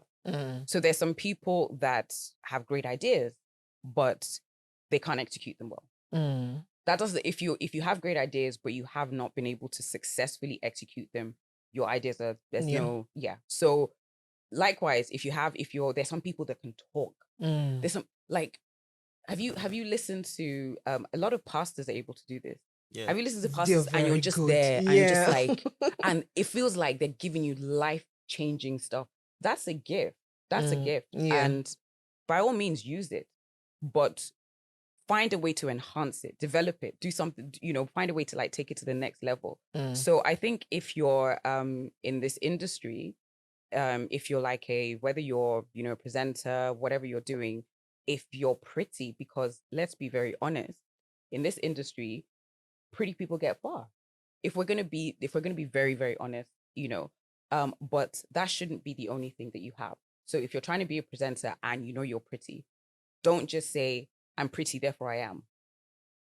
Try and make sure you're training yourself. Try and make sure that people are not just saying, oh, you're pretty and that's it, but she can't carry a conversation, or she can't do this, or he can't do that. In this industry, especially the one you're going into now, if someone is not pretty, should they do whatever they can to be pretty in order to succeed? Or to have some doors open for them? That's a tough one. I do believe in what's it? Is it, autonomy? Is that the word? I feel that if there's something that, you kind of maybe want to change about yourself, for yourself, not for other people, for yourself. So I feel that you should be able to do that within reason. Can you really change something for yourself? It's usually because of people. It's usually because of things. Then that's where it becomes an issue, because I mean, even with plastic surgery now, there's a trend. A few years ago, it was the very curvy, hippie Kim Kardashian. Now it's kind of slim thick. So if you back then had, because the trend is, BBL, whatever, if you'd done that, then you need to be saving money to take it out. So you can do slim thick. Yeah. And then what if the next time it's, really tall people are trending? What are you going to do? So I think within reason, rather, you need to kind of just say, okay, I want to do this for myself. Because if you're going with the trends, you will never stop. If you're going with the trends, you're going to do this today, then you're going to do that tomorrow, then after that you're going to do this, you're going to do that. But if there's something that there's a particular comedian that I think he had a nose job, and everybody was talking about it, and I was like, this is not something that he did because it's a trend. This is something that has probably bothered him for years. This is something that maybe when he was a kid he was teased about it. This is something that maybe gave him a complex. Does he feel better about himself now? Is he looking at the mirror? Is he happier? Is he? If he feels that way, I'm in support. I'm like, do it. But again, within reason. Don't get carried away. And just because, you've done your nose and somebody's kind of said, oh, your ears now. Oh, you're like, oh, should I do my ears? And then somebody's like, oh, now it's the eyes like this, the trending. You're like, okay, I'm going to go do my eyes. I'm going to do this. I'm going to do that. Yeah. But as someone who has it naturally, what do you think about the BBL craze that's going on right now? BBLs is, I think that's one of the most dangerous cosmetic surgeries that you can have. Yeah. So I think if you're going to do it, be very careful, do your research. Unfortunately, like in the last few years, we've seen in the news that quite a few, women have died in Nigeria doing these surgeries. Yeah. I think be very careful, do your research, check out whoever's supposed to be doing this, make sure they're, certified, make sure that they've, they are qualified. And if there are any negative stories, don't just think that, it's just, people being haters. So do your research very well. Know why you're doing it. I think it's very important to. Why would anybody do it? It's just to look beautiful. Just to look beautiful. Yeah, but is it for you or is it for other people? Like, for example, you said this industry, the Nollywood or movie industry. A lot of people doing things just because of that. And if you're doing that, that means you're kind of following a trend. And one thing about trends is they change. So if that is from 2026 to 2028, that is the trend. 2029, 2030, what's the trend then? Are you going to jump on that one as well? Are you going to do this? Are you going to, now they're, but a lot of girls are doing that. They just feel like, okay, this is it now. I need to get it done. If it changes, I'll look for money again and I'll go and do it again. And, it's... How many times? Exactly. So how many times? That's what I'm saying. We need to talk about this because a lot of young girls, especially hearing from you, like, oh, if you want to do it, they just feel like, okay, I have to do it. Not everybody is that intelligent, and it's now becoming a pandemic, and people are dying. So I think way even before these conversations, I think you need to we need to find a way to build their confidence. Yeah. So I always feel that it's very important, and what I tell my kids, even though they're boys, I mean, I don't even think it matters actually, is there's something unique about you. There's something about you that nobody else in this world has. You need to embrace that. Yeah.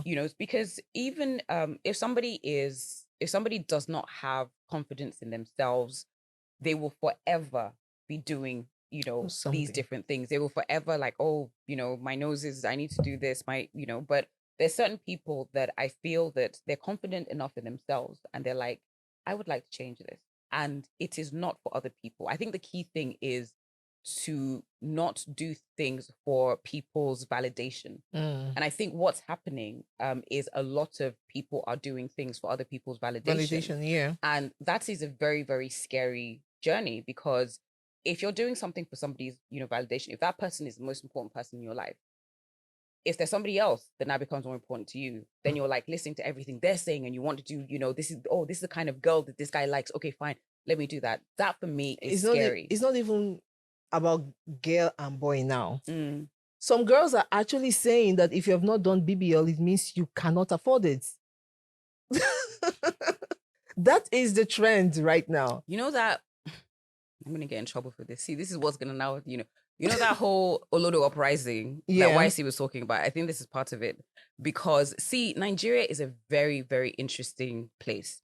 Nigeria is a place where elitism has, I think, messed up people's minds. Yeah. So I remember going to a supermarket one day, and I like money. I like having money. I like spending money.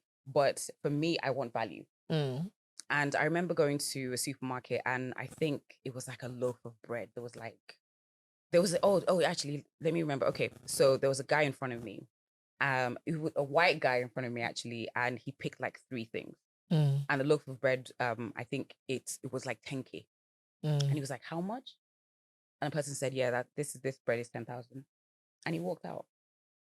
Okay, kept it. No, he walked out of the supermarket. He walked out because he's like 10K for 10,000. Yeah. So there's some people that would look at him and be like, oh, maybe he can't afford it. But there's some people that look at him and say that loaf of bread is not, it doesn't have a value of 10K. So why should I pay for it? Yeah. So there's some people that think that, okay, Dangote is the richest, African man. He should be able to, this loaf of bread that's 10K, he should be able to afford it or whatever, or he should be able to, buy it. But Dangote can be like, I have that. I can buy, like, I can fill this place with like this, loaf of 10K bread, but I don't see the value. So I think people like mix up what value is and just, oh, it's expensive, or you're not buying it, it's because you don't have the money.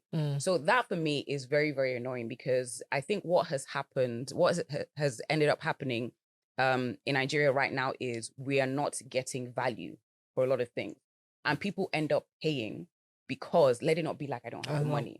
So I'm very much like, if you're selling me this for why am I paying? Why am I paying? Not because I can't afford it, but because the amount that you've put on this item, it doesn't make sense.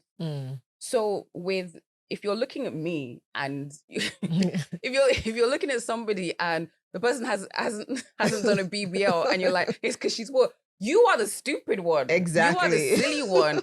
If you're looking at somebody and, oh my gosh, her bag's not a Birkin. Oh, maybe she's poor. No, maybe she's decided, I want to invest in this. I have it. You don't even know. And I love it when you have people that are not very showy with their things. And some people look at them and just be like, oh, maybe she can't afford it, or maybe he can't afford it. And then you find out that they've got like a business worth something billion or whatever. I love people that do not seek external validation. This is something that I'm going to be very honest. I'm even working towards this even more. But people that are looking at, this is the first time I've actually heard it. This is the first time I've heard it where people are saying that if you don't have a BBL, it's because you can't afford it. Yeah. Maybe they don't need a big bum. Maybe of course. it's, and that's fine. That's crazy. That is, oh my gosh. Are you serious? I'm serious. Oh. I am like you. I feel like if you're doing something and you're doing it for yourself, it's fine. It's nice to look at, nice shape. It's nice to look at. And if you want to do it to make yourself feel good, that's okay. But I draw the line when I hear things like, oh, this person didn't do it because they don't have money, or it makes the younger generation feel like, I must do a BBL. And that's where the problem is. Scary. So that's why we need to keep talking about it, not to throw shade at people who have done it. Look, it looks beautiful when you do it very well, but please, we need to. But the funny thing is, somebody could use their last money to do a BBL. You know? So how does that even? How does that make sense? Somebody could borrow money, as in they've got a The BBL, person but who they're said owing. it was very, very serious. Like, I'm telling you, there is no girl in this Nigeria right now that if you don't have a BBL, it's because you can't afford it. And the person was very serious. I don't want to say what I want to say. I don't want to say that. I mean, somebody like that, if I was talking to them, I would just keep quiet, because I would just be looking at you like, that's what you think? Okay. There's some people that I think, at a certain point, I just realized that there's certain people that you shouldn't even argue with them. Yeah. It's something that it just is a waste of your time. So if somebody thinks that way, who am I to You change know? it? You know. But no, I think that's ridiculous. I think that's Very, ridiculous. very ridiculous. I think, this whole, you don't have this, or you're not doing this, therefore you can't afford it. No, it's silly. It's very silly. Yeah. Thank you for saying that. Yeah, very and we're silly. saying it because we just want, especially people in this industry, content creation space. I see. But on the flip side, Yeah. I think we as human beings in general need to be better. Yeah. Because you will have, as a woman as well, I in this industry, I do feel that in terms of what's expected of us, it's different. So you have 2 or 3 kids, you're coming out, your body changes. It's just natural. Yeah. But then you see people in the comments, you won't go and do something about this, you'll go and do something. So we need to do better. So if somebody has decided that I'm cool, I like this, you need to support them. If somebody said, I'm not cool, I want to do this for me, you can support them as well. But you shouldn't, I think, shame, or just, you need to go do this, or you need to go do that, because the person might be completely okay with, the way they are. They might just be like, these are like my battle scars or whatever. And then you now projecting on them could make them develop a complex. Yeah. So I think we need to just do better as human beings. I think you answered it well. I love this. Let me use it to abuse somebody. You're so poor. You can't even afford a BBL. Nigeria is just a fascinating place, considering how many people we have living below the poverty line. Do you understand? I'm just like, wow, this is what we're talking about. Okay, fantastic. Yeah, we just need to talk about it, because I know that a lot of girls would have seen that and be like, I need to save my phone. So the money that they're supposed to use to do a business or do something else, they will first of all use it to BBL because they want to appear rich. That's not it. So, like Toolz said, your confidence is more beautiful, makes you even more beautiful. Abby? No, you can't get over it. I literally, this is the first time I'm hearing this. The people are like, anybody that doesn't have a BBL, it's because you kind of, what? Yeah. There are people that have afforded, been able to afford BBLs that are no longer with us because they use somebody that, so. And then there are also the rich people like Otedola's daughters. They're not doing BBL. It's not because they can't afford it. They can afford it. Do you know it's very okay to not have a BBL? Exactly. It's very okay to just be like, this is me, I'm good, I like it. It's very okay. It's not weird. It's not strange. I mean, it's best said from me. From you. From you, yes. You know what? There's certain things that I don't feel like I should have to tell you that. I used to feel that way too. I don't like talking. I like, that. Let them just, whatever they want to believe, let them believe. But we need to talk. Sense. No, common sense is not common. It's not common. Okay. It's not common. Okay, right. But thank you so much. I really enjoyed this session. Thank you for coming, and we look forward to your move. If you refuse to tell us the name, don't worry. Okay. Everything come out soon. Okay, so Toolz movie is coming out soon, hopefully by November, December, and we can't wait to see November. October, November. Yeah. Okay. Yeah. All right. Okay. We can't Thank wait you so much for having me. You're Thank you, welcome. everyone. Thank you. This has been very interesting. Yeah. Fun as well. Yeah. Yeah. All right, guys. So that's it for today. Remember to share, remember to like, remember to comment. And if you have any questions for Toolz, she's this beautiful down-to-earth lady. She's going to answer you. So leave them in the comments. Okay. Don't worry. I'll be doing like millions of interviews now. Seeing as you people don't know me, you will know me. My fault. All right, Toolz. Thank you so much. Thank you I think again. that's the end for today. Until we see you again next time, I remain your host, Linda Agwacha, signing out. Bye. Thank you.